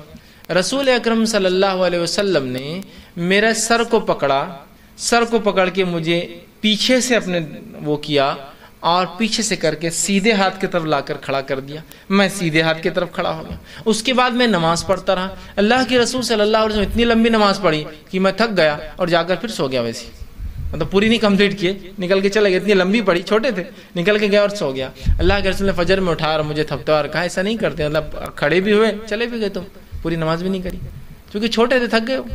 تو یہاں کچھ باتیں پتہ چلی، وہ یہ ہے پہلی کہ نفل نماز بھی جماعت سے ہو سکتی ہے، چونکہ اللہ کے رسول رات کی نماز پڑھ رہے تھے، تہجد پڑھ رہے تھے۔ بہت سے لوگ بولتے ہیں نفل جماعت سے نہیں ہوتی، تو اللہ کے رسول نے تو پڑھی نفل نماز جماعت، چونکہ آپ رات کی نماز پڑھ رہے تھے۔ عبداللہ ابن مسعود کا آنا اور آپ نے قبول کرنا ان کو بازو میں، اس کا مطلب جماعت سے ہو سکتی۔ دوسرا، اگر کوئی بڑی غلطی نماز میں ہو رہی ہو تو امام سدھار کر سکتا ہے مقتدی میں، جیسے کہ وہ الٹے ہاتھ پہ کھڑے ہو گئے، الٹے ہاتھ پہ نہیں کھڑے ہو سکتے، تو اللہ کے رسول نے ان کے سر سے دھکا دے کے پیچھے سے، سامنے سے نہیں جا سکتے نا امام کے، پیچھے سے ان کو وہ کیا اور ادھر سے لے کر آگے کھڑے کر دیا۔ تو پتہ چلا وقت ضرورت امام کسی غلطی کی اصلاح کے لیے نماز میں تھوڑی بہت حرکت کر سکتا ہے۔ آپ نے سیدھے ہاتھ پہ لائے اور وہ آ کر سیدھے ہاتھ پہ آپ کے کھڑے ہو گئے، ٹھیک ہے۔ اور اس سے پتہ چلا جب دو لوگ نماز پڑھیں گے تو امام کے سیدھے ہاتھ پر مقتدی کھڑا ہوگا، تو یہ ہوگا۔ اب تین ہو جائے تو کیا کریں گے؟ تین اگر لوگ ہو تو تین کا طریقہ ہے کہ امام آگے ہوں گا، مقتدی پیچھے کھڑے، مطلب شروع میں تین لوگ ہیں، امام آگے ہوں گا، مقتدی پیچھے کھڑے ہوں گے۔ اب ایسا ہو جائے کہ نماز کے دوران دو لوگ نماز پڑھے، تیسرا کوئی آ جائے نماز کے، تو کیا ہوگا؟ تو نماز کے دوران اگر کوئی تیسرا آ جائے تو وہ جب امام ظاہر سی بات ہے الٹے ہاتھ، مطلب اس کے سیدھے ہاتھ مقتدی ہے، وہ اس کے بازو کھڑا ہوگا اور امام جب دیکھیں گے کوئی آ گیا ہے تو وہ ایک قدم آگے بڑھ جائے تاکہ فرق ہو جائے کہ یہ امام ہے اور یہ مقتدی ہے۔ لیکن ایسا بہت کم بار ان تمام چیزوں پہ ہمارے پاس ہم نے دیکھا ہے کہ عمل ہوتا ہے، بہت کم ہوتا ہے نا ایسا عمل۔ اگر کوئی امام نماز میں چل رہا ہے تو کتنا جوتے دیں گے اس کے امام پکڑ کے؟ نماز میں چل رہا، حالت تو یہ ہے کہ اس حد تک بات کہہ دی گئی کہ نماز میں سیدھا انگوٹھا، سیدھے پیر کا جو انگوٹھا ہوتا ہے نا، یہ نماز میں جیسا رہتا آخر تک ایسا رہنا جیسے اس پہ کیل ٹھوکی ہوئی ہے، مطلب اس کو ٹھوک دیا گیا ہے۔ تو بہت سے لوگ کچھ بھی ہو جائے سیدھے پیر کا انگوٹھا تو نہیں ہلاتے، کچھ بھی ہو جائے، کہاں سے لا لیا؟ یہ اللہ کے رسول تو ہل رہے ہیں، پیچھے سے لا رہے ہیں۔ یہ سب چیزوں کو سمجھنے کی ضرورت ہے، اور اشد ضرورت کے تحت جو میں نے کہا نا امام ہلچل کر سکتا ہے، وہ اس بات سے بھی ثابت ہوتی ہے کہ نفل نماز کو انسان پڑھ رہا ہو، جیسے کہ اللہ کے رسول نفل پڑھ رہے تھے، ایک مرتبہ آپ کی زوجہ باہر آئی اور گھر پر دستک دی، آپ نفل نماز میں ہی چونکہ قبلے کی طرف آپ آگے بڑھے، دروازے کی کھوٹی کھولی اور پیچھے آ کے پھر کھڑے ہو گئے۔ اس سے بھی مسئلہ نکلتا ہے نفل نماز ہو اور کوئی بڑا شرعی عذر ڈر ہے کہ نقصان ہو جائے، جیسا کہ آپ کی زوجہ کا آنا، عورت کے دروازے پہ کھڑے ہونا، پتہ نہیں کس حالت میں کیا ضرورت کے تحت آئیے، ضروری ہے نا، تو آپ نماز میں نفل آگے بڑھے، کھٹکا آپ نے اوپر کیا پیچھے سرک گئے اور وہ اندر آ گئے۔ اسی طرح آپ صلی اللہ علیہ وسلم کا اپنی نواسی امامہ کو لے کر نماز پڑھنا، چھوٹے بچوں کو لے کے نماز پڑھنا کہ آپ جب کھڑے ہوئے تو اسے گود میں رکھا، جب رکوع میں گئے تو بازو ٹیک دیا، سجدے ہونے کے بعد پھر اٹھا کے گود میں لے لیا۔ اسی طرح آپ کا اپنے نواسوں حسن اور حسین رضی اللہ عنہما ان کے ساتھ نماز پڑھنا کہ دونوں نماز میں آپ کے ساتھ ہوتے، آپ ایک کو گود میں لے لیتے، ایک بازو کھڑا ہوتا، کبھی کبھی ایک گود میں ہوتا دوسرا بازو ہوتا، آپ سجدے میں جاتے دونوں کبھی کبھار کاندھوں پہ آپ کے بڑھے آتے، گردن بڑھے آتے، پیچھے بڑھے آتے، اس کے بعد اللہ کے رسول دونوں کو اتارتے پھر کھڑے ہوتے۔ شرعی عذر ہے نا کہ بچے گھر میں ہیں، بیٹی آپ کی اکیلی ہے، علی داماد باہر گئے ہوئے ہیں، بچوں کی حفاظت بھی تو اہم ہے نا، اور نانا امام ہے لے کے تو جانا ہے مسجد کو بچوں کو۔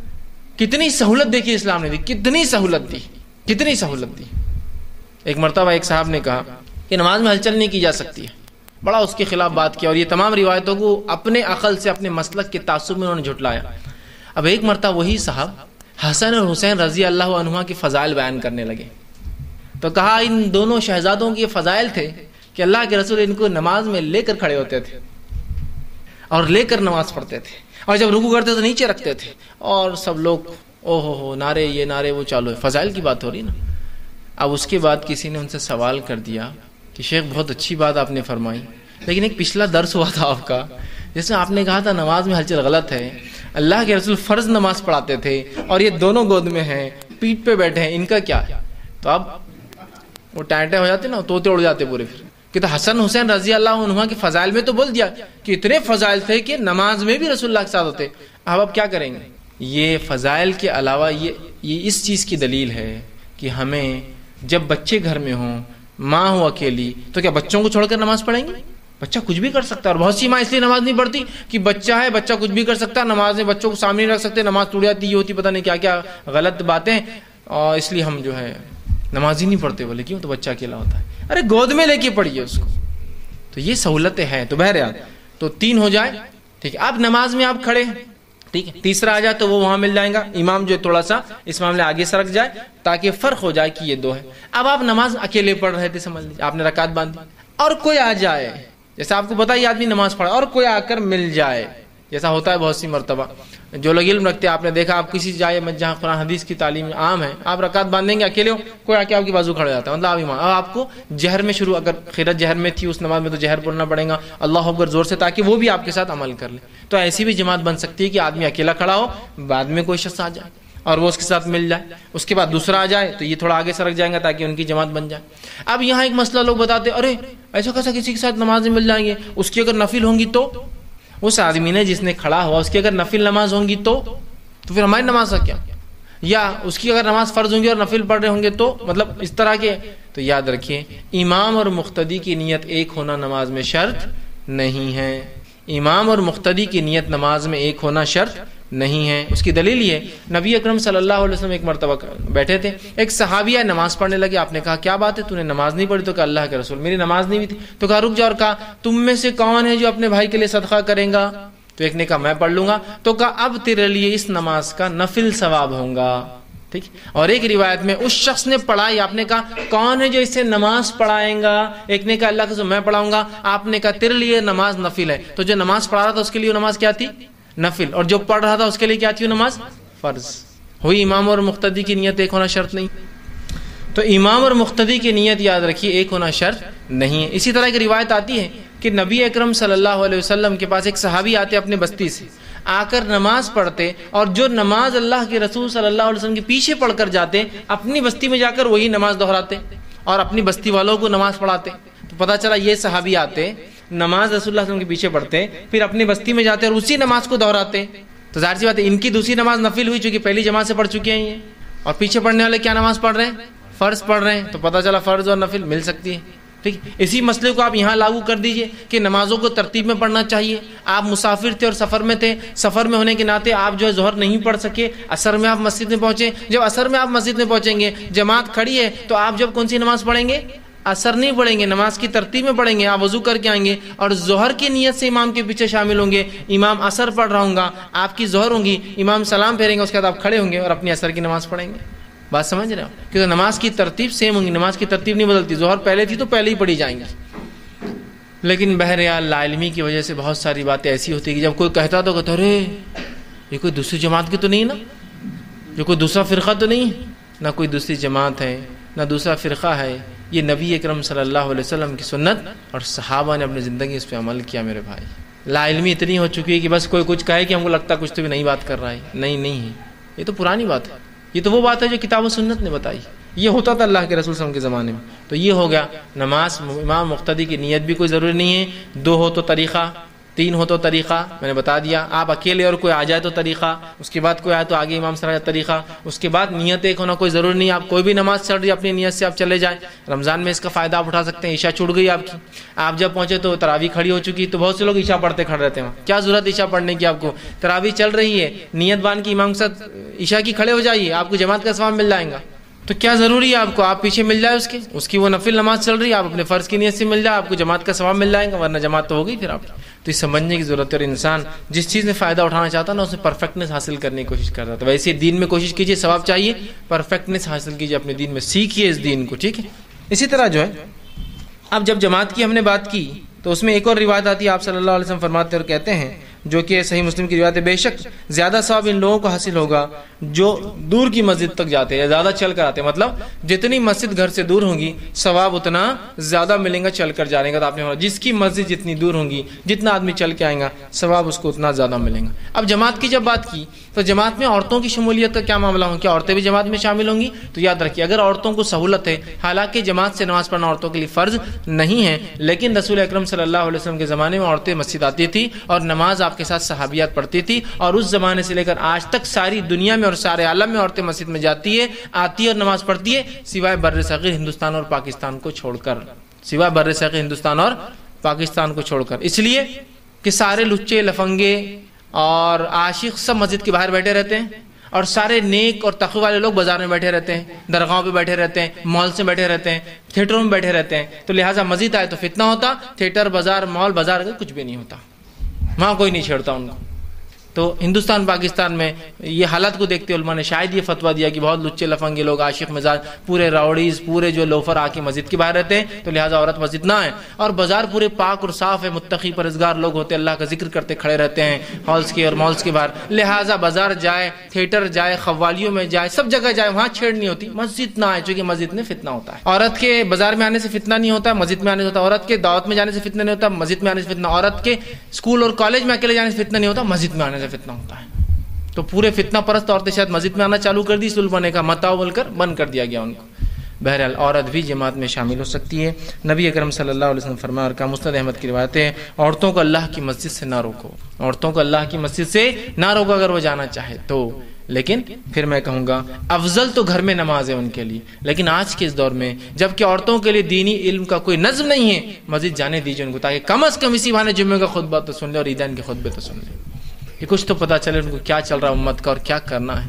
آج عورتوں کی بہرا روی نے پوری امت کو بہرا روی میں ڈال دیا، یاد رکھیے۔ مرد کے بگاڑ سے قوم بگڑتی نہیں ہے، عورت کی بگاڑ سے قومیں بگڑ جاتی ہیں، یاد رکھیے، کیونکہ انہی سے نسلیں نکلتی ہیں، مرد اور عورتیں۔ جب وہ بگڑ جائے تو ماں جب خراب ہو، اسکول اور مدرسہ خراب ہو تو طالب علم کا کیا حل ہوگا، تو ماں جب خراب ہو اور بے دین ہو تو بچوں کو کیا حل ہوگا۔ باپ کی دینداری سے بچوں پہ زیادہ فرق نہیں پڑتا ہے، سمجھ رہے آپ بات کو؟ تو بہرحال اسی طرح اگر عورت مسجد میں آتی ہے اور جماعت میں شامل ہونا چاہتی ہے تو وہ سجے اور سورے نہیں، باحیا اور پردے مکمل ہو، خوشبو لگا کے نہ، یا ایسی کوئی چیز جس کی وجہ سے مرد اس طرح اٹریکٹ ہو، یہ اہم چیز ہے۔ نبی اکرم صلی اللہ علیہ وسلم فرماتے، صحیح مسلم کی روایت ہے، وہ عورتیں جو عشاء کی نماز میں ہمارے ساتھ شامل ہونا چاہتی ہے وہ خوشبو لگا کرنا ہے، مطلب خوشبو ویسے ہی منع ہے، لیکن کچھ عورتیں لگا کر، رات کا وقت ہے، خوشبو لگاؤں گی تو پتہ چل جائے گا کوئی ہے، تو کہا خوشبو لگا کرنا ہے، اگر خوشبو لگاتی ہے تو پھر عشاء میں ہمارے ساتھ شامل نہ ہو، لیکن اس کا ہرگز مطلب نہیں ظہر اثر مغرب پڑھ سکتی صرف عشاء نہیں پڑھیں خوشبو سے، خوشبو لگانا عورت کے لیے جائز نہیں ہے، تو وہ اپنے آپ کو سنبھالے، اپنے آپ کو سدھارے اور صحیح انداز سے جائے، تاکہ کوئی فتنے کی وجہ وہ نہ بنے یا اس کے اوپر کوئی فتنہ سوار نہ ہو جائے اس کی کچھ حرکت کی وجہ سے، یہ بات تو اپنی جگہ ہے۔ اسی طرح آپ صلی اللہ علیہ وسلم فرمایا اور کہا، صحیح مسلم کی روایت ہے، اپنے گھروں میں نماز پڑھنا عورتوں کے لیے بہتر ہے، گھر میں تو بہتر ہے لیکن چاہے تو مسجد جا سکتی، یاد رکھیں۔ اسی طرح جو ہے اب نماز کے لیے جب آپ نکلیں گے تو جب گھر سے نکلیں گے تو پہلے چونکہ جماعت کی بات ہو رہی تو جماعت کے لیے جانا پڑے گا مسجد، تو آپ جب گھر سے نکلیں گے تو سیدھا قدم پہلے باہر ڈالیں گے، ٹھیک ہے؟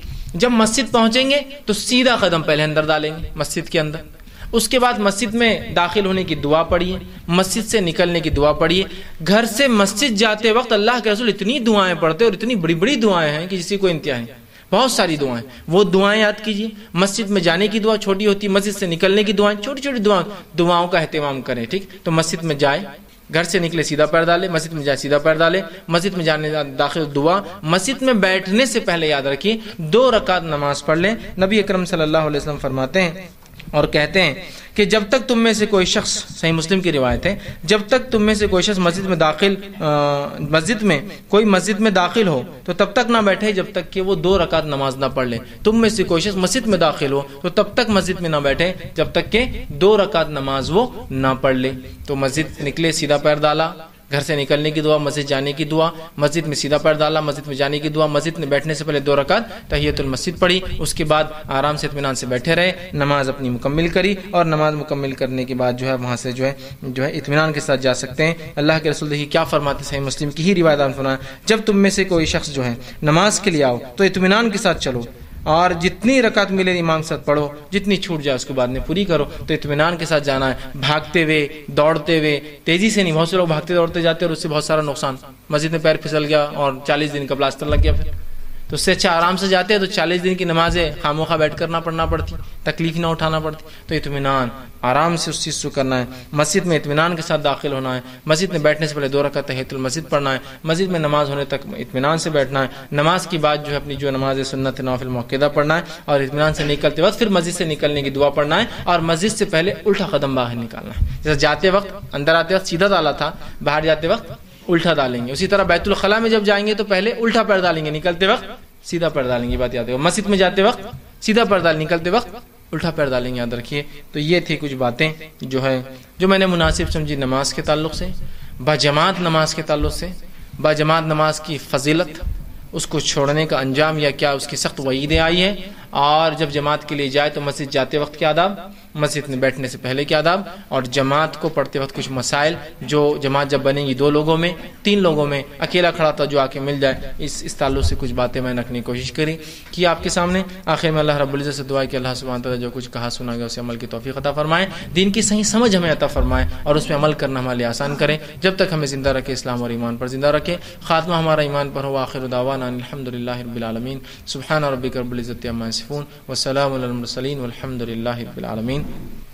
جو لوگ نئے بہرحال وہ چند اعلانات سن لیں کہ یہ درس قرآن ہر اتوار 10:30 سے 11:30 اسی طرح ہوتا ہے. آپ تمام سے گزارش ہے خود بھی آیا کریں اور دوست احباب کو بھی اپنے ساتھ جو ہے بہرحال اس میں لے کر آئے. اس میں خواتین کا بھی نظم ہوتا ہے تو آپ سے گزارش ہے اپنی گھر کی خواتین کو، اور خواتین سے گزارش ہے دوسری خواتین کو بھی لائیں تاکہ وہ لوگ اس درس سے فائدہ اٹھا سکیں.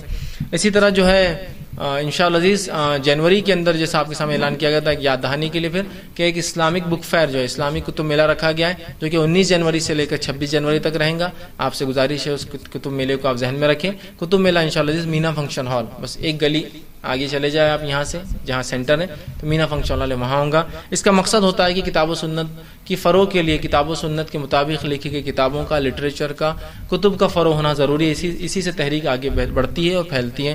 تو لہٰذا ایک مزاج پیدا ہو لوگوں میں پڑھنے کا، کتاب و سنت کے مطابق جو کتابیں ہوتی ہیں اور علماء موجود ہے یہ بھی پتہ چلتا ہے. ورنہ بہت سے لوگ سمجھتے ہیں اس تحریک میں نہ عالم ہے نہ علماء ہے، نہ کوئی ان کے اسلاف ہے نہ کوئی ان کے بڑے ہیں. ٹھیک، تو بہرحال یہ تمام اس میں شامل ہوتا ہے. تو آپ کوشش کریں خود بھی آئے اور دوست احباب کو بھی اس میں جو ہے لانے کی جو ہے بہرحال آپ کوشش کریں. کوئی سوال اس درس سے نہ سمجھاؤ تو پوچھ لیں. خواتین اوپر سے اپنا سوال لکھ کر بھیجیں. مرد حضرات اپنے ہاتھ اٹھائیں، آپ تک مائک لایا جائے گا، آپ اس سوال کو جو ہے مائک میں کریں. خواتین کے پاس اوپر کاغذ ہوتا ہے قلم سے وہ لے کر جو ہے لکھ کر جو ہے نیچے بھیج دیں. بسم اللہ الرحمن الرحیم. الحمد للہ رب العالمین والصلاة والسلام علی خاتم النبیین والمرسلین. رب اشرح لی صدری ویسر لی امری واحلل عقدۃ من لسانی یفقہوا قولی. جی السلام. 4 سوال ہے ایک تاکہ میرے لیے سہولت ہو. جیسا عقیدہ آپ نے مسجدوں میں کئی دیگر اس کے ڈپارٹمنٹ ٹائپ میں ہے جی جی جی جی. تو اگر امام کا عقیدہ اپنے کو پتہ نہیں ہے جی کیسا ہے جی تو مطلب نماز وہ کیا اس کے پیچھے نہ ہو گئے. بھائی نے ایک بہت اچھا سوال کیا کہ اگر ہمارے پاس چونکہ بہت سارے مسلک ہے، بہت ساری مسجدیں الگ الگ مسلکوں میں جماعتوں میں بٹی ہیں، تو اگر امام کا عقیدہ ہمیں اگر نہیں پتہ ہو تو کیا اس کے پیچھے ہماری نماز ہو جائیں گی؟ ایک اچھا سوال ہے. بہت سی بار لوگ اس لیے جماعت سے نماز نہیں پڑھتے کہ ہم کو یہ نہیں پتہ کہ اس امام کا عقیدہ کیا ہے. دیکھیے اسلامی اصول اگر آپ سمجھ لیں تو انشاءاللہ بہت مسئلہ حل ہو جائیں گے. اسلام کا اصول کیا ہے؟ ہر آدمی اچھا ہے جب تک کہ اس کی برائی ثابت نہ ہو. ہر آدمی کا عقیدہ اچھا جب تک اس کی عقیدے کی برائی ثابت نہ ہو. ہمارا اصول کیا الٹا ہے، ہر آدمی برا جب تک کہ اس کا عقیدہ ثابت نہ ہو. صحابہ میں سے کسی صحابی نے کبھی آپ کو آتا ہے روایتوں میں کہ جا کر کسی امام سے نماز کو اکھڑ، چونکہ تقوی میں ہم سے زیادہ اس لیے ان کی اگزامپل دے رہا ہوں کہ جا کر مسجد میں امام کو پلٹایا اور پلٹا کے پوچھا تمہارا عقیدہ کیا ہے، پھر اس سے عقیدے کی پوری تحقیق و تفتیش کی. جب انہوں نے جواب دیا میرا عقیدہ یہ فلاں فلاں تو نماز پڑھی. ایسا کوئی روایت ملتی ہے کہ صحابہ نماز سے پہلے عقیدہ جانچتے تھے اماموں کا، اور اگر پتہ نہ چلتا تو پھر نماز چھوڑ کر چلے جاتے؟ یا تابعین میں سے کوئی ایسے ملتے جن کا تقوی اتنا اعلیٰ تھا کہ وہ کسی کے پیچھے نماز نہ پڑھتے جب تک کہ پتہ نہ اس کا عقیدہ کیا ہے؟ اصول الٹا ہے میرے بھائی. ہر آدمی اگر وہ مسلمان ہے تو اس کے پیچھے نماز ہو جائیں گی جب تک کہ آپ کو معلوم نہ ہو اس کا کیا ہے. قریت کمر نکالیے اس کا کیا ہے. سمجھ رہے ہیں بات کو؟ یہ ایک عجیب مسئلہ ہے ہمارے پاس کہ ہم پہلے پتہ کرنا چاہتے ہیں اس کا عقیدہ کیا ہے تو نماز پڑھیں گے، جبکہ آپ چلے جائیے عام اعتبار سے جو ہے آپ وہ کیجیے. ہاں جس کا عقیدہ کھلا مشرکانہ اس کے پیچھے مت پڑیے آپ، وہ تو ایک الگ چیز ہے، وہ تو واضح ہے. لیکن اس سے ہٹ کر لوگ بہت سی مرتبہ یہ بھی کرتے ہیں، اگر جیسا میرے ساتھ ہوتا ہے، میں کسی مسجد میں نماز پڑھ لوگ بولتے ہیں آپ ان کے پیچھے نماز پڑھ رہے، ان کے پیچھے ہو جاتی، پھر نام بھی لیں گے اس کا. تو پھر میرا سوال یہ رہتا ان کے پیچھے نہ ہونے کی آپ کی دلیل کیا ہے؟ ٹھیک ہے، جو کھلا مشرک ہے اس کے پیچھے تو نہیں ہوں گی، بات تو طے ہے، لیکن جو کھلا مشرک نہیں ہے اس کے پیچھے نماز ہو جاتی ہے، حالانکہ وہ بدعت کر رہا ہے. جیسا کہ نماز کے بعد دعا کرا رہا ہے، نماز میں بہت سے ارکان جو ارکان بول رہا معاف کرنا سنت ہے وہ نہیں ادا کر رہا ہے، جیسا کہ جلسے میں بیٹھنا تھوڑا سا رکوع سے مطلب پہلی رکعت کے بعد دوسری رکعت میں اٹھتے تھوڑا بیٹھنا وہ نہیں کر رہا ہے، بہت سی چیزیں وہ چھوڑ رہا ہے. تو اس سے کیا میری نماز ہے؟ میری نماز میں انشاءاللہ کوئی فرق نہیں آئے گا اور میں ایسے آدمی کے پیچھے نماز پڑھ سکتا ہوں. یاد رکھیے، کیونکہ اگر آپ کا اس کے پیچھے نماز نہیں ہوتی تو پھر میرا بنیادی سوال ہے اس کا ذبیحہ حلال ہے یا نہیں آپ کے لیے؟ اس کا کاٹا ہوا ذبیحہ چلے گا؟ جانور ذبح کیا ہو؟ اچھا، اس کی لڑکی سے نکاح جائز ہے کیا؟ پھر شادیاں تو کر کے بیٹھے ہیں سب سے، ادھر نماز نہیں ہوتی، شادی ہوتی، نماز نہیں ہوتی، شادی ہوتی، لیکن فلاں مسلک سے شادی ہو جاتی نماز نہیں ہوتی. لیکن ارے واہ، جب شادی جیسا عمل جسے نسلیں آگے بڑھاتے ہو اس کو تو جائز کرتے ہو، نماز کیسے نہیں ہوں گے؟ تو بہت سارے مسائل اٹھ جاتے ہیں جب آپ ایسا بولتے ہیں جب یہ نہیں ہوتی. تو جو کھلا مشرک ہے اس کے پیچھے مت پڑیے، اس کے علاوہ جہاں جماعت ملے آپ جا سکتے ہیں، چاہے آپ کو پتہ نہ. اور امام کے عقیدے کی تحقیق کرنا یہ درست نہیں، یاد رکھیے. اس لیے کہ پھر بہت سی مرتبہ ہوتا یہ ہے کہ لوگوں کو عقیدہ کیا وہ معلوم ہی نہیں ہوتا. یہ چھوڑ دیجیے غلط اور صحیح، سمپل سنس میں ایک عام انسان ہوتا ہے جس کو بہت سارے باریکیاں نہیں ہوتی معلوم، تو کیا آپ اس کو ایسا باریکیاں قرت کو لکھ رہے اس کو تو یہ نہیں معلوم چلو نماز کے، تو ایسا تو پھر آپ اپنی نماز اکیلے پڑھنے کے علاوہ کوئی نہیں ملنے والا آپ کو نماز کے لیے. کیونکہ جن لوگوں نے ایسی شدت اختیار کی کہ نہیں نماز نہیں ہوتی، جو صرف ہمارے مسلک کا یا ہماری جماعت کا نہیں ہے، نتیجتاً پہلے اسٹیج میں اپنی نمازیں شروع کی جماعت کے ساتھ، اول وقتوں میں پڑھ رہے ہیں، اگلے فیز میں یوں ہے کہ جماعت سے چھوڑ کر اکیلے شروع کر دی اس لیے کہ لوگ آنا نہیں ہے اول وقت میں. نتیجہ اس کے بعد یہ ہوا تھوڑے دن اور مہینوں کے بعد کہ آخری وقت میں نمازیں ہو رہی چونکہ سستی کاہلی آ جاتی انسان پہ. اگلا نتیجہ یہ ہوا کہ ان کی خود کی نمازیں چھوٹنے لگ گئی پھر اور بے نمازی بن بیٹھے. آج باتیں بڑی قرآن حدیث کی ہو رہی ہے اور نماز نہیں پڑھتے ہیں بھی، ٹھیک، اس لیے کہ ان کو تو کوئی مسجد ملتی نہیں جو مسلمان کی، وہ اکیلے مسلمان ہوتے ہیں، ہے نا. اب ڈھونڈتے جاتے ہیں، چلو مغرب جان دو عشاء میں ملا دیں گے، مطلب بغیر سفر کے بغیر عذر کے عشاء میں ان کی مغربیں ہو رہی ہیں، یا ظہر اثر ملا کے نکل جا رہا ہے اس لیے کہ پتہ نہیں کہاں ملیں گے. چونکہ بہت سے تو اس حد تک اس کو بولتے ہیں شدت خامخواہ کی، اس حد تک چلے گئے کہ کہا کہ ایسی مسجد جو دوسری جماعت والے چلاتے ہیں وہاں بھی نماز نہیں ہوتی ان کی، سمجھ رہا، مسجد میں بھی نہیں ہوتی دوسری. کیوں؟ تو ان کا شک کیا ہے مانو، اس کا پیسہ کہاں سے آیا ہوں گا، دینے والے کون ہوں گے. اب بس کرتے رہو تحقیقات، کسی کی دعوت میں بھی نہیں جاتے ہو. کیوں؟ تو پیسہ حلال کماتا ہے نہیں کماتا ہے کہیں میں، یہ کیا ہے؟ یہی کہتے ہیں تشدد اختیار کرنا اور وساوس کی اتباع کرنا ہے. وسوسے آپ کو شیطان ڈال رہا ہر چیز میں شک. لہٰذا مشرک امام نہ ہو تو انشاءاللہ العزیز اس کے پیچھے نماز ہو جائیں گی، حالانکہ کچھ کمی ہے اس میں، حالانکہ کچھ چیزیں ایسی کر رہا ہے جو بدعت ہے، لیکن نماز ہو جائیں گی. یاد رکھیں، اس لیے کہ اس کا قبلہ وہی ہے جو ہمارا قبلہ ہے، وہ تمام ان چیزوں پہ عقیدہ رکھتا ہے. ہو سکتا ہے لا علمی کی بنیاد پہ کر رہا ہوں، اس کی اصلاح کی جائے، لیکن اصلاح نہ بھی ہو سکے تو جماعت سے نماز چھوڑنا اس کی اجازت نہیں دی جا سکتی. کسی نے سوال کیا میری ظہر سے عشاء تک 4 ٹائم کی نماز ہوتی ہے لیکن فجر نہیں ہو پاتی، روز میں اس نیت سے سوتا ہوں کہ آج فجر پڑھنا ہے لیکن پھر بھی نہیں ہو پا رہا ہے، میں کیا کروں؟ تو دیکھیے سب سے پہلی چیز تو یہ کہ نیت تبھی صحیح مانی جائیں گی انسان کی جب اس نیت کے ساتھ اعمال ہو. کہ تو حدیث کے الفاظ کا انما الاعمال بالنیت، اعمال کا دار و مدار نیت پر ہے، خالی نیت کا دار و مدار نہیں، اعمال.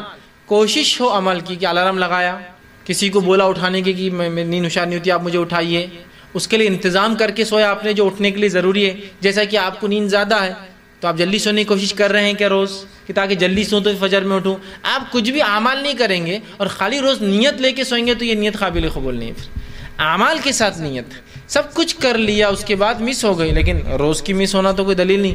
تو آپ کوشش کیجئے، ایک بار آپ اٹھنے لگیں گے انشاءاللہ تو پھر اٹھنے کے جو عادی ہو جائیں گے. کہ تو جسم کا ایسا ہوتا ہے کہ 10 12 15 دن آپ فجر میں اٹھتے رہیں تو تھوڑے دن بعد آپ سوتے بھی رہنا تو نیند اڑ جاتی ہے، اس وقت ہوشیار ہو جاتی ہے. بعد میں بھلے آپ فجر کے بعد سو جائیں لیکن تب ہوتی ہے. تو آپ کو کوشش کرنا ہوگی، ہمیشہ کے لیے تو یہ نہیں کہہ سکتے کہ صرف نیتیں اچھی رہے تو ہو جائیں گا. کبھی کبھار ہو جائے کہ نیت تو کر رہے ہیں لیکن عمل بھول گئے, جلدی سونا نہیں ہو سکا حالانکہ نیند بہت زیادہ ہے, یا الارم غلطی سے بند رہ گیا تھا جس کے بغیر نیند ہوشیار نہ ہو, تو الگ بات ہے, لیکن ہمیشہ کی اس کی اجازت نہیں دی جا سکتی. بھائی نے ایک سوال کیا کہ بہت سے لوگ جمعہ کے لیے بہت سارے ایسی باتیں لاتے ہیں کہ 40 لوگ چاہیے, فلاں چاہیے, اور وہ شپ پہ کام کرتے سمجھ رگ پہ کام کر رہے ہیں, شپ پر کام کر رہے ہیں, یا سمندروں میں ان کے کام ہے جس میں جہازوں میں ہوتے ہیں 2 مہینے 1 مہینہ ہوتے ہیں, تو نماز جمعہ نہیں پڑھتے یہ کہہ کر کہ جمعہ کے لیے 40 لوگ ہونا یہ ہونا. دیکھیے آپ سے کیا فرما رہے, کوئی قریہ یا کوئی شہر جہاں 3 لوگ اور جماعت نہ بناتے ہوں, اور جماعت جب بنتی ہے تو جمعہ بھی ہوتی ہے. اس کا مطلب جمعہ کے لیے 40 لوگ ہونا, 50 لوگ ہونا, 200 لوگ ہونا, قریہ ہونا, 100 گھر کا فیملی کا گاؤں ہونا, ایسا کوئی سسٹم نہیں ہے. جس میں جماعت ہوتی ہے تو اس میں جمعہ بھی ہوتی ہے, بس شرط اور ضرورت یہ ہے کہ وہاں خطبہ جمعہ ہو اور نماز پڑھی جائے. ٹھیک ہے, تو خطبہ جمعہ دینا ہوگا اس آدمی کو, تو کوئی ایک انسان خطبہ جمعہ سیکھ لے, اور 3 لوگ بھی ایک رگ پہ یا شپ پہ کام کرتے ہیں, ایک آدمی خطبہ جمعہ دیں گا, 2 لوگ بیٹھ کر سنیں گے, کھڑا ہوں گا, وہ امام بنے گا, مقتدی وہ کریں گے, اقامت دیں گے, نماز ہو جائیں گے, اذان سب ہوں گی. تو یاد رکھیے آپ شپ پر ہو, رگ پر ہو, کہیں پر ہو, اگر جماعت بنانے مطلب 3 لوگ ہیں تو پھر آپ وہاں جمعہ بھی پڑھیں گے اور دیگر نمازیں بھی ہوں گی. اس کے لیے 40 آدمیوں کی کوئی شرط اور قید سنت سے ثابت نہیں ہے, یاد رکھیے. بھائی نے اچھا سوال کیا کہ اللہ کے رسول صلی اللہ علیہ وسلم نے جو دروازہ کھولا 2 قدم چل کے, نزدیک تھا, نفل نماز میں ایسی حرکت کر سکتے ہیں, لیکن اگر گھر بڑے ہو تو اس معاملے میں کیا کرے. دیکھیے اگر گھر بڑے ہو, ٹھیک, اور گھر میں امکان ہے کہ عورت آئیں گی یا باہر عورتیں گئی ہے جو آ سکتی ہے, اور میں نماز کو کھڑے ہو رہا ہوں, تو آپ نماز, بھائی نے سوال کیا کیا کئی کمروں کے اس میں چل کے جا سکتے ہیں, تو نہیں, آپ نماز پھر اسی دروازے کے پاس پڑھے جس دروازے پہ دستک دینے والے ہیں وہ لوگ, تاکہ آ جائے تو اسے کھول دے, اور نہیں تو آپ کی نماز ہو جائیں گی. سمجھ رہے ہیں بات کو, لیکن لمبا نہیں, اس لیے کہ تھوڑی سی حرکت نماز میں جائز ہے, تھوڑی سی, کیونکہ عورت ہے, بے پردہ ہو سکتی ہے, رات کا وقت ہے, کچھ بھی ہو سکتا ہے, اندر لینا ہے. میں آپ صلی اللہ علیہ وسلم سر کے کنڈی کھولی اور پیچھے ہٹ گئے, ٹھیک. لیکن پھر یہ مسئلہ آئے گا کہ آپ کنڈی کو ڈھیلی رکھیں یا ایسی کنڈی رکھیں, ورنہ کمپلیکس لاکنگ سسٹم ہوتا ہے آج کل, کٹ کر نمبر ڈالو, یہ گھماؤ وہ گھماؤ, ویسا ہوگا تو مشکل. تو سمپل آپ پھر نماز اس دروازے کے پاس پڑھیں, سامنے ہو, گھر والوں کو بتا دے, آج کل فون سسٹم ہے کہ نماز پڑھ رہا ہوں, آپ آ جا, دستک دے, میں کھول لوں گا, نماز لمبی ہے ایسا لگ رہا ہے, گھر والے لیٹ ہو جائیں گے, تو آپ کنڈی کھول دیں, پیچھے سے رکھ جائے, وہ دروازہ کھول کے آ جائیں گے. ٹھیک ہے, اللہ کے رسول زمانے میں بہت سادے گھر ہوتے تھے, پردے ہوتے تھے, یا مشکل سے دروازوں کنڈیاں ہوا کرتی تھی, غربت کا حال تھا, تو بہت آسان تھا, خالی کنڈی ہٹا دی, دروازہ کھل گیا. ٹھیک ہے, تو بہرحال اتنی آسانی ہے, تو آپ آج بھی اس پر عمل کر سکتے ہیں. دوسرا, بہت سارے گھر ایسے ہوتے ہیں گھر کے اندر بھی احاطہ ہوتا ہے, باؤنڈری وال ہے, اس کے بعد گھر ہے, تو یہاں تو مسئلہ ہی نہ سیف ہوگی, عورت اندر آ گئی گھر کے اندر, رکے رہے, پھر کوئی ضرورت ہی نہیں آپ کو آگے بڑھنے کی, اپنی نماز مکمل کرے. یہ الگ بات ہے 4 کی نیت کی 2 پہ ختم کر دے, سلام پھیرے, جا کر کھولتے, باقی آپ کیا کر باقی نمازیں مکمل, چونکہ نفل نماز ہے, کوئی مسئلہ ہی نہیں اس کے اندر. ٹھیک ہے, لیکن اتنا زیادہ چلنے کے ایک روم پورا لمبا یا 1-2-3 روم, اس کی اجازت نہیں دی جا سکتی. میں نے سوال کیا کہ بہت سارے لوگ ایسے ہیں جن کو جماعت مل سکتی ہے, لیکن اس کے باوجود بھی وہ کیا کرتے ہیں کہ جماعت ملنے کے باوجود بھی وہ اپنی نمازوں کو ملا دیتے ہیں, اور پھر جب جماعت چلتی ہے اس جگہ آپ موجود ہے, وہاں نماز نہیں پڑھتے اور کچھ اپنے کام کرتے ہیں. دیکھیے درست نہیں ہے. اگر آپ کو پتا ہے کہ میں مسجد میں رہنے والا ہوں جا کر, اور مسجد میں جماعت تو ملنے والی ہے, تب آپ پھر نہیں ملائیں گے. لیکن آپ کو پتا ہے کہ آپ مسجد میں نہیں گئے, ایسی جگہ جو گھر ہے جہاں ہو سکتا ہے جماعت کو راستہ جانے کو سہولت ملے, یا ہو سکتا ہے مجھے نہ ملے چونکہ میں مسافر ہوں, تو پھر تو آپ جمع کر لے, کوئی مسئلہ نہیں. لیکن خام و خواہ کی سہولت ہے تو فائدہ اٹھا لو جلدی سے, اور پہلے پڑھ لو, اور جماعت چلتے ہوئے آپ اپنا کام کریں. کتنی غلط فہمی لوگوں کو پھیلیں گی, اور ایک جماعت کا ثواب خام و خواہ ضائع کریں. تو لہٰذا اگر آپ کو مغرب کی جماعت مل سکتی ہے تو آپ مغرب میں جا کے مغرب پڑھی. ہاں آپ یہ کر سکتے ہیں کہ عشاء آپ پہلے پڑھ لیں, مطلب مغرب کے بعد عشاء آپ پڑھ لیں, تاکہ ہو سکتا ہے عشاء ملے نہ ملے, یہ بات ہوتا ہے. لیکن یہ نہیں ہو سکتا ہے کہ آپ ان ایڈوانس نمازیں پڑھ لیں, اور وہاں جا کر جب نماز چل بھی رہی ہو تو پھر میں یہ کہوں گا اگر آپ نے احتیاطاً نماز پڑھ لی تھی جمع کر کے, اور آپ کو پھر جماعت مل رہی ہے, تو میں کہوں گا جماعت میں پھر چلے جائیے, وہ نفل کا ثواب ملے گا, لیکن غلط فہمی سے آپ بچ جائیں گے. کتنے لوگ مسکنسپشن میں آ جائیں گے آپ کے بارے میں. ٹھیک, اور جب یقین ہو کہ جماعت مل سکتی ہے تو میں تو یہی کہوں گا اگر جہاں آپ کو یقین ہو تو وہاں آپ نماز پڑھ لی, پہلی نماز تو کم از کم جماعت سے, اگلی نماز آپ کی اصلاح مطلب جو ہے جمع کر دے سکتے. جیسا مغرب جماعت سے مل سکتی ہے تو مغرب پڑھ لیجیے, عشاء کا ڈر ہے تو عشاء ملا دیجیے مغرب کے ساتھ. لیکن یہ نہیں کہ آپ نمازیں پڑھ لیں اور آرام سے پھر گھومتے رہے, ادھر نماز چل رہی ہے, جماعت مل رہی ہے, آسانی سے مسجد میں ہے, تو بھی آپ جو ہے اس طرح سے کریں, اس کی اجازت بہرحال نہیں دی جا سکتی. آگے انہوں نے سوال کیا, ہماری مسجد میں مرد حضرات گراؤنڈ فلور پر نماز پڑھتے ہیں اور عورتوں کا نظم فرسٹ فلور پر ہے. کچھ لوگ کہتے ہیں کہ نبی اکرم صلی اللہ علیہ وسلم کے زمانے میں عورتیں مردوں کے پیچھے نماز پڑھتی تھی, تو پیچھے پڑھنا درست ہے یا فرسٹ فلور پر نہیں؟ وضاحت کر دیجیے۔ دیکھیے اللہ کے رسول صلی اللہ علیہ وسلم کے زمانے میں مسجد نبی جو ہے سادی مسجد تھی، اس پہ کھجور کے سوکھے ہوئے چھلکے ڈالے ہوئے تھے تاکہ بارش کا پانی نہ آئے۔ فلور سسٹم یا اتنا پیسہ نہیں تھا کہ لوگ فلور در فلور ایسے بلڈنگز بنائیں۔ جو کچھ چھوٹے موٹے مٹی کے گھر ہوتے اس پہ کچھ ایک روم کے اوپر ایک روم بنایا جا سکتا تھا، اتنی سہولت تو تھی، لیکن مسجد نبی میں اتنی سہولت بھی نہیں تھی کہ اس کے اوپر کچھ ہو۔ دوسرا، اب عورتوں کے پردے کا اہتمام کس طرح کیا جائے کہ امام آگے ہو، بچے مرد پیچھے ہوتے تھے، اس کے بچے اس کے بیچ میں ہوتے تھے اور عورتیں پیچھے ہوتی، چونکہ مسجد چھوٹی تھی، زیادہ بڑی نہیں تھی، الگ جگہ بھی نہیں تھی کہ بنائی جا سکے۔ اب الحمدللہ انتظام ہے، تو اگر یہاں انتظام کی وجہ سے مرد نیچے پڑھتے ہیں، عورتیں اوپر پڑھتی ہے، مرد نیچے پڑھتے ہیں، عورتیں سائڈ میں پڑھتی ہے، مرد اوپر پڑھتے ہیں، عورتیں نیچے پڑھتی ہے، سائڈ میں پڑھتی ہے، تو یہ تمام چیزیں اگر امام کے پیچھے ہے وہ عورتیں تو کہیں بھی پڑھ سکتی ہے، اس میں انشاءاللہ کوئی حرج نہیں کہ گراؤنڈ فلور انڈر گراؤنڈ مرد پڑھ رہے ہیں، فرسٹ فلور پہ عورتیں پڑھ رہی، کوئی مسئلہ نہیں۔ رسول اللہ نے پیچھے اس لیے رکھا ہے تاکہ مردوں سے عورتیں الگ ہو جائے، سیگریگیشن ہو ان کا، اور ایک فلیٹ زمین کے اوپر آپ عورتوں کو الگ کیسے کر سکتے مردوں سے؟ جہاں پردہ اور کپڑے پہننے کو نصیب نہ ہو وہاں کہاں پردے ڈالے جاتے ہوں گے؟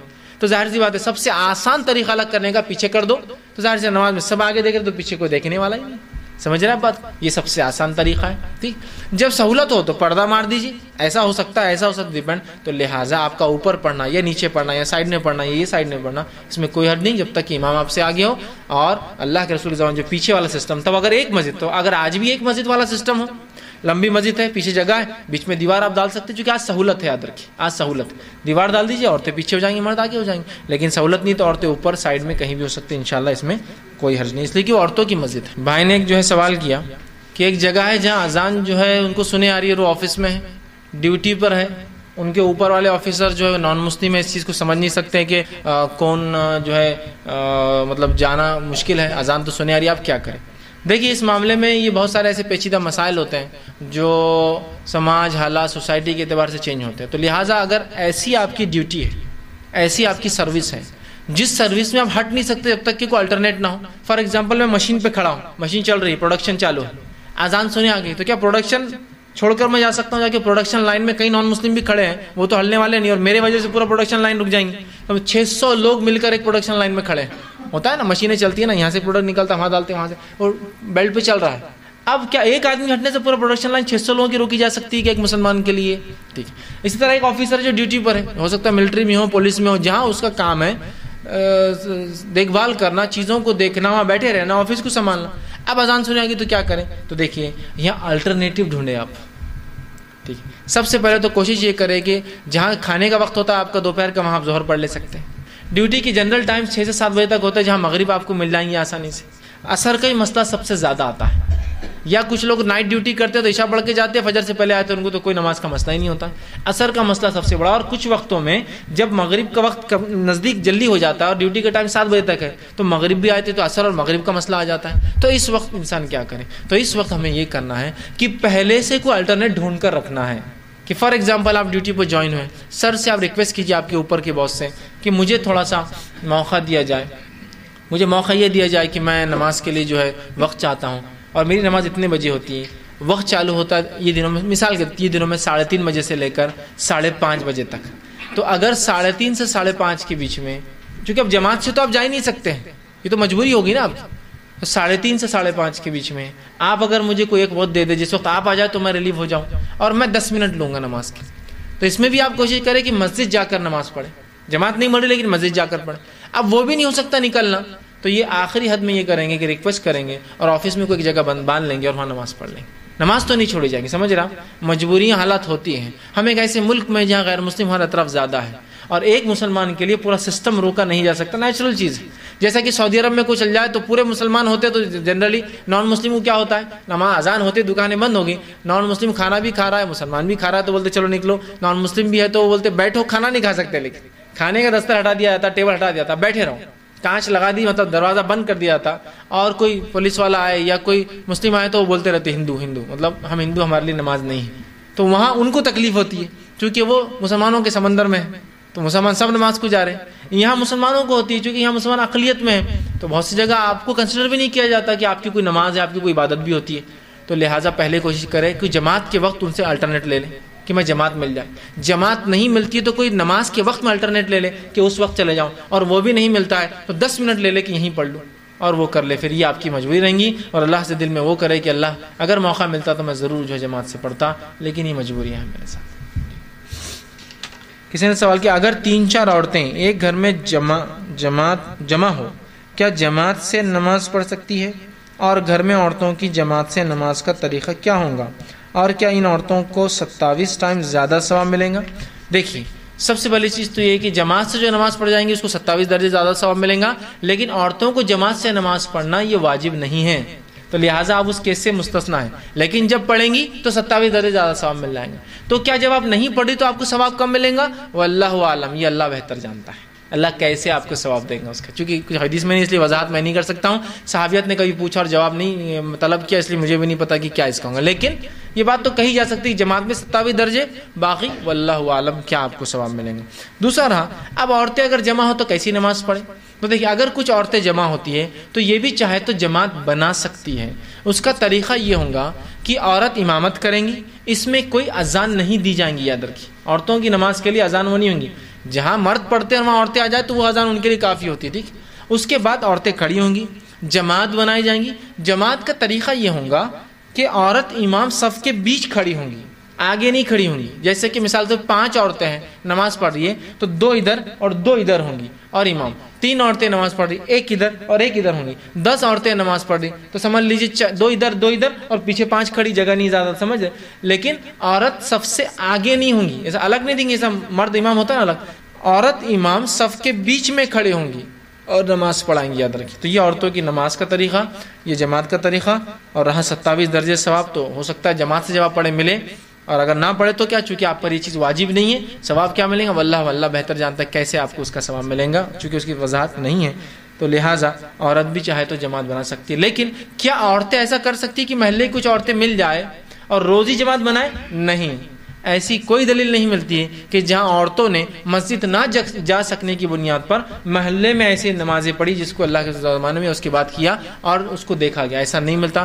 تو لہٰذا یہ کہا جا سکتا ہے کہ عورتیں الگ سے جماعت بنا کر مسلسل کو ایک سسٹم چلا نہیں سکتی، ایسا سسٹم اللہ کے رسول زمانے میں کبھی صحابیت نے نہیں بنایا، اس کے بعد کے دور میں ہاں ضرورت پڑنے پر علم دینے کے لیے، بات سمجھانے کے لیے اجتماع چل رہا تھا، اس کے بعد گیدرنگ میں پڑھنا ہے تاکہ عورتوں کو پتہ چلے نماز کا طریقہ کیا، تو ہو سکتا ہے، لیکن ریگولر بیسس پہ کیا ایسا ہو سکتا ہے عورتوں کی مسجد بنا دی جائے، ان کا امام اور وہ کریں، ایسا چونکہ سنت سے نہیں ملتا، لہٰذا وہی مسجد جہاں مرد پڑھتے ہیں وہیں عورتیں جا کے نماز پڑھیں گی، چونکہ اذان ہوں گی وہاں، اقامت ہوں گی وہاں پڑھیں گی، ورنہ گھر میں کبھی ضرورت پڑ جائے سکھانے کے لیے یا ایسی چیز کی ہمیشہ پڑھتی عورتیں آج موقع نہیں ملا تو پڑھ لے، ٹھیک ہے یہ ہوگا، لیکن عورتیں جمعہ نہیں پڑھیں گی اور عیدین کی نماز ان کی الگ سے نہیں ہوں گی، یاد رکھیں، یہ تو پتہ چلا یہ مل گئی اجازت تو آپ سب کر رہے ہیں، جمعہ اور عیدین نہیں، وہ تو مردوں کے ساتھ ہی مرد امام کے پیچھے ہی آپ کو کرنا ہے، سوائے اس کے کہ عورتیں کبھی چاہے جمع ہو جائیں تو اپنی نماز پڑھ سکتی، امام صف کے بیچ ہوگا، اس سے آگے نہیں کھڑا ہوگا۔ میں نے اچھا سوال کیا کہ اگر سمجھ لیجئے ایک ایسی جگہ ہے جہاں جو ہے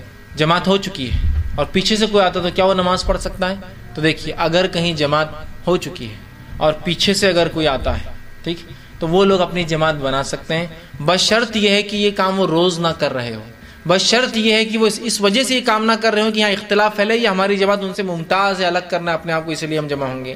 بہت سے لوگ کیا کرتے ہیں، جماعت چل رہی ہے اس وقت نہیں آتے ہیں، بعد میں دھیرے سے لیٹ جاتے ہیں، اس لیے کہ ان کو امام سے اختلاف ہوتا ہے اور پھر آ کے لوگوں کو جمع کرتے ہیں۔ میں کہوں گا پھر یہ درست نہیں، امام کو ہٹائیے بول کے کمیٹی کا الگ بات ہے، لیکن آپ وہاں 2 جماعتیں نہیں کھڑی کر سکتے روز۔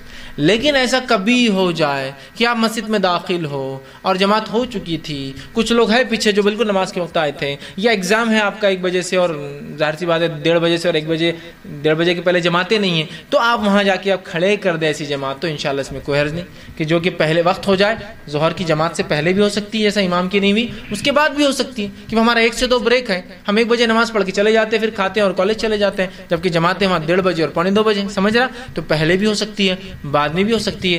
ایسی نماز کے لیے صرف وقت ہونا شرط ہے، اس میں کوئی اذان نہیں دی جائیں گی، اقامت دی جائیں گی، لیکن چونکہ اقامت دینے سے ثواب بڑھ جاتا ہے نماز کا، تو لہٰذا اقامت دی جائیں گی لیکن اذان نہیں، اور اس کو اس جگہ نہیں پڑھا جائے گا جہاں فرض نماز امام پڑھاتا ہے، ورنہ پیچھے سے آنے والا سمجھیں گے 1 بجے جماعت ہے، یا بعد میں آنے والا سمجھیں گے 2 بجے جماعت ہے۔ اگر آپ 1:30 کے بعد ٹائم میں پڑھ رہے ہیں، جہاں 1:30 کی جماعت 1 بجے پڑھ رہے ہیں تب بھی الگ، تاکہ لوگ غلط فہمی میں نہ ہو 2 بجے پڑھ رہے ہیں 1:30 کی جماعت تھی، تو جب بھی الگ پڑھیں گے تاکہ پتہ چلے یہ الگ سے جماعت بن رہی ہے، یہ فرض نماز نہیں ہو رہی یہاں کی، یہ الگ بچے اپنی فرض پڑھ رہے ہیں جو کہ چھوٹ چکی ہیں. لیکن یہ کام روز کا نہ ہو، یہ کام کسی جماعت کو یا کسی چیز کو ہٹا کر اپنی سسٹم یا اپنے آپ کو ممتاز کرنے والا مسئلہ نہ ہو. بس چھوٹ گئی ہو، آپ آئے، کوئی آپ کے ساتھ مل گیا اور آپ نے جو ہے جماعت بنائی، اس میں کوئی حرج نہیں. بھائی کا دوسرا سوال تھا ایسی کمپنیز جن کمپنی کے اندر جو ہے بہت سارے شفٹس ہوتے ہیں کام میں ورکرز کی، تو ان شفٹ جیسا 1 بجے سے 1:30 بجے تک، 1:30 سے 2 تک، 2 سے 2:30، 2:30 سے 3 ایسے شفٹس میں ورکر چھوٹتے ہیں، کھانا کھاتے ہیں، تو کیا کریں؟ تو یاد رکھیں ایسے شفٹس میں ہر شفٹ والے ورکر الگ جماعت بنا سکتے ہیں ایک ہی کامن مسجد میں اور ایک ہی جگہ مصلی پہ، چونکہ یہ شفٹ والی جماعتیں جو چلتے رہیں گے ایک جگہ پر آ کر، کہ مسجد میں ایک جگہ ہے، مسجد کے بازو ایک مسجد میں جگہ ہے، یا کمپنی میں ایک جگہ ہے جو آپ کو دے دی گئی ہے، ایک شفٹ آئیں گی، وضو کریں گی، ان کا اذان کامن ہو سکتی ہے ایک ہی پورے مسجد، اس کے لیے اذان ایک ہی ہوں گی.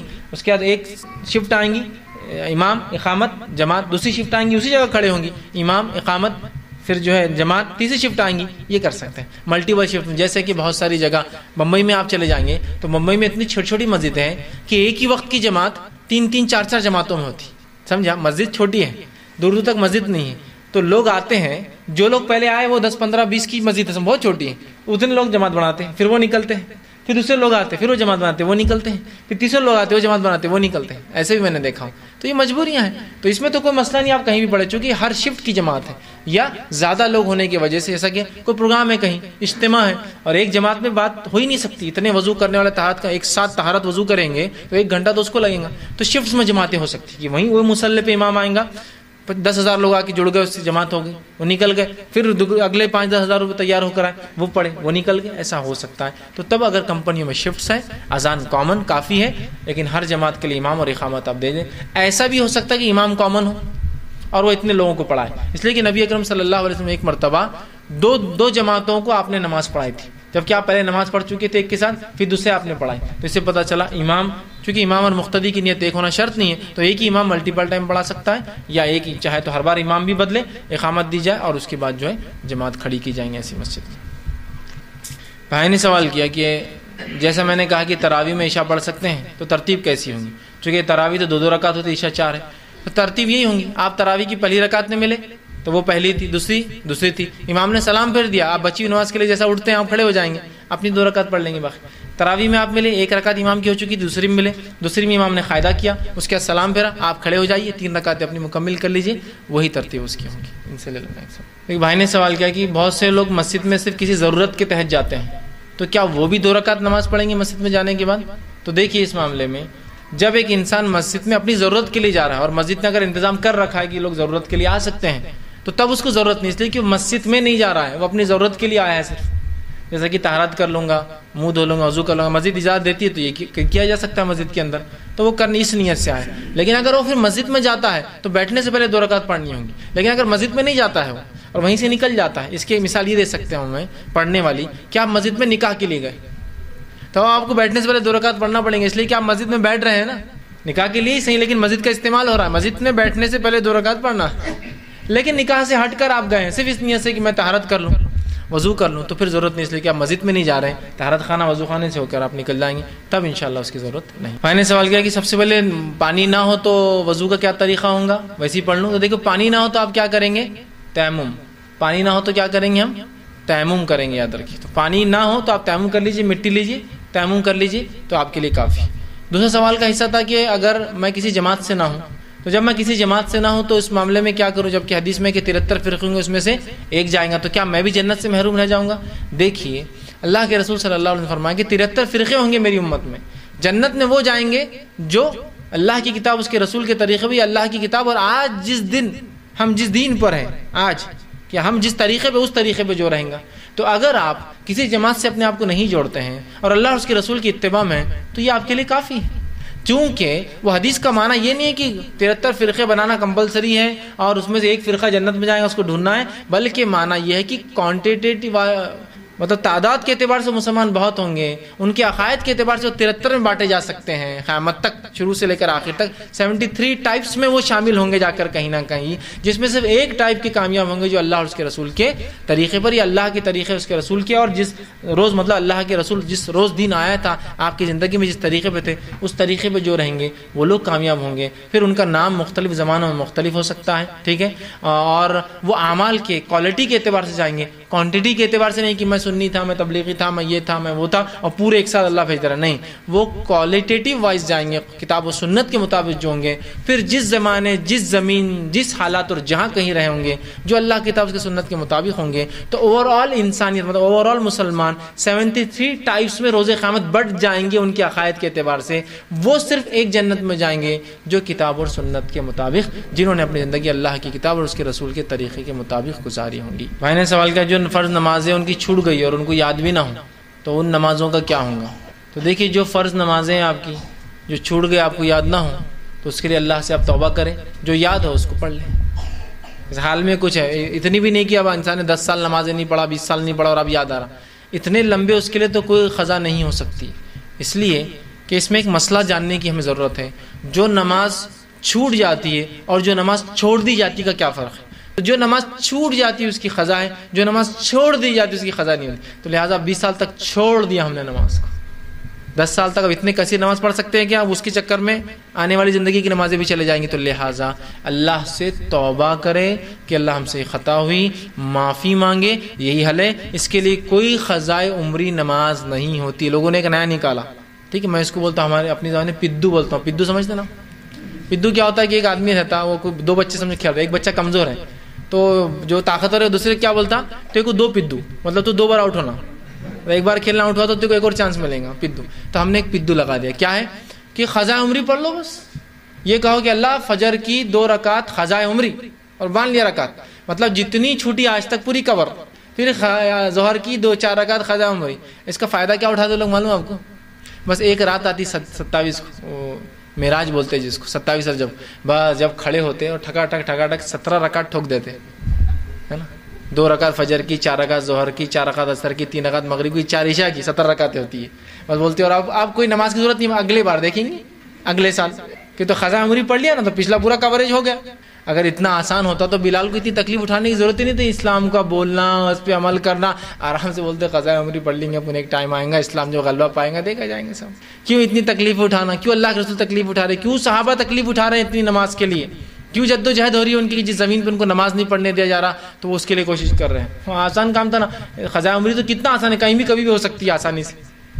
تو یہ سب چور دروازے ہیں، راہ جو چھوٹ گئی آپ اس کو پڑھنے کی کوشش کیجیے یاد کر کے، جو چھوڑ دیے وہ فوت ہو گئی، یا لمبے عرصے تک یقین تو تھا لیکن پڑھا 30 سال تک نہیں پڑھا، آج شعور آیا، تو اللہ سے سچی توبہ کرے، انشاءاللہ یہی اس کے لیے کافی ہے۔ اور کوشش کرے نفل نمازوں میں اضافہ کرے، چونکہ جامع ترمذی کی روایت ہے کہ جب انسان کی فرض نمازیں تولی جائیں گی اور کم ہوں گی تو اللہ کہیں گا دیکھو اسی کوئی نوافل ہے کیا، وہ اس سے پور کر دو۔ تو لہٰذا نوافل کا زیادہ اہتمام کریں تاکہ اگر کم ہو جائے تو یہ نوافل اس کو پر کر دے، لیکن اس کا تو نہیں کہا جا سکتا کہ پرانی نمازیں پوری پڑھیں۔ اور بہت سے لوگ بولتے ہیں اب ہر بار کیا کرنا، بولے فجر کی نماز سے پہلے 2 رکعت پڑھ لینا، کیا بول کے پڑھنا؟ فجر کی پہلی چھٹی ہوئی، ظہر کی پہلی چھٹی ہوئی، ہاں تو مطلب ہر بار اب مغرب فجر کی 2 فرض نہیں 4 فرض پڑھنا اس نے، ظہر کی 4 نہیں 8 فرض پڑھنا اس نے، ہے نا۔ یہ کون سا اصول ہے؟ مجھے نہیں سمجھ میں آ رہا یہ طریقہ کہاں سے لایا گیا ہے نا۔ ایسا کہہ کر تو آپ چھوٹ دے رہے کہ مہینہ بھر نماز مت پڑھو اور اگلے مہینہ ڈبل پڑھ کے کور کر دو اس کو۔ ایسا نہیں میرے بھائی، نماز کو اپنے وقتوں پر ہی پڑھنا ہے، مجبوری حالت الگ بات ہے، جو چھوٹ جائے اس کو کور ہو سکتی ہے، چھوڑ دی جائے تو نمازیں ختم ہو جاتی ہیں۔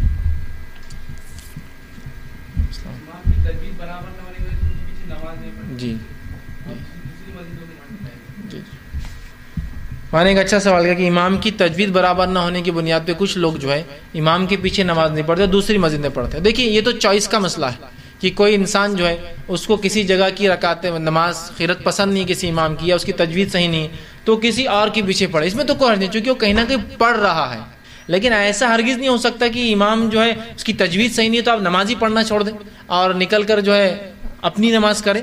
تو آپ کوئی نہ کوئی اگر سمجھو ایک مسجد میں ایک، آج ماشاءاللہ اورنگ آباد میں ہر محلے میں 10-10 مسجدیں ہیں آج کل، تو تو اگر کسی کو آپشن ہے کہ بھائی 5 اچھے قاری ہیں، 5 میں سے بھی اور 2 بہت اچھے ہیں تو وہاں پڑھوں تو ویل بہت اچھی بات. ایسا کہ ظہر اثر کہیں بھی پڑھ لے، مغرب عشاء کہیں اور پڑھے تاکہ قاری کو سنیں، اس میں تو کوئی مسئلہ نہیں. لیکن اگر آپ یہ سمجھتے ہیں کہ اس کی قرأت کی غلطی کی وجہ سے اس کی تجوید صحیح نہیں ہونی، اس کی نماز نہیں ہو رہی اور اس وجہ سے نہیں پڑھ رہا ہوں، تو یہ درست نہیں. یاد رکھیے یہ درست نہیں ہوتا ہے. کہ بہت سی بار لوگ کیا اگر تجوید سیکھ لیتے ہیں، تجوید سیکھنے کے بعد جیسی تجوید انہوں نے سیکھی، اگر امام ویسی تجوید نہیں پڑھ رہا ہے، جیسا کہ ایک جگہ میں گیا، ایک مسجد میں نماز کے لیے کھڑا ہوا تو پوری نماز میں سیٹیاں بج رہی ہو کنٹینیو. میں بولا یہ کون سی مسجد ہے، یہ مطلب کون سا طریقہ، پہلی بار دیکھ رہا. تو بولے ہاں سب تجوید والے نماز پڑھتے ہیں. بولے تجوید والے پڑھتے تو سیٹیاں بجانے کی اجازت آپ کو کہاں ہے؟ مطلب ایسی نماز پڑھ رہے ہیں کہ ایک تو نماز میں آپ ایسا پڑھ سکتے ہیں کہ جس سے آپ کو محسوس ہے آپ کیا پڑھ رہے ہیں، لیکن وہاں مطلب تو پوری مسجد بھن بھن بھن بھن، مطلب زور کی نماز پڑھ رہے ہیں، آپ خاموش ہیں جہر میں. اچھا چلو یہ ہوگا. اب سر کی نماز آ گئی، سر میں وہی مسئلہ ہے کہ امام کے بعد ان کی آواز بھی سنی آتی پیچھے سے، تو وہ بہت ایکسٹریم ہو جاتے ہیں. ایک صاحب مجھے ایک بار ملے جو کہ تجوید کے بہت بڑے قاری ہیں، انٹرنیشنل قاری ہو، وہ مجھے ایک بار ملے اور ہندوستان کے ہو. کہا کہ میں ابن کثیر نہیں پڑھتا ہوں. میں کہا کیوں نہیں پڑھتے؟ تو بولے ان کو قرأت آتی تھی کہ نہیں؟ بولے برابر. ہر چیز کا پیمانہ ان کے نزدیک قرأت ہوتا ہے. آدمی کا تقویٰ قرأت کے اعتبار سے اچھا برا ہوں گا، اس کے معاملات قرأت کے اعتبار سے اچھی، اس کی قرأت اچھی معاملات اچھے ہوں گے، اس کی قرأت اچھی تقویٰ اس کا اچھا ہوں گا، اس کی قرأت اچھی اس سے رشتہ قائم کریں گے. اسی قرأت ایک پارٹ ہے صرف دین کا، ایک حصہ ہے قرآن کو صحیح پڑھنے والا. یہ مکمل دین تھوڑی ہے قرأت. اور علامہ ابن کثیر قرأت نہیں آتی، کس نے بولا؟ آپ نے قرأت سنی تھی ان کی؟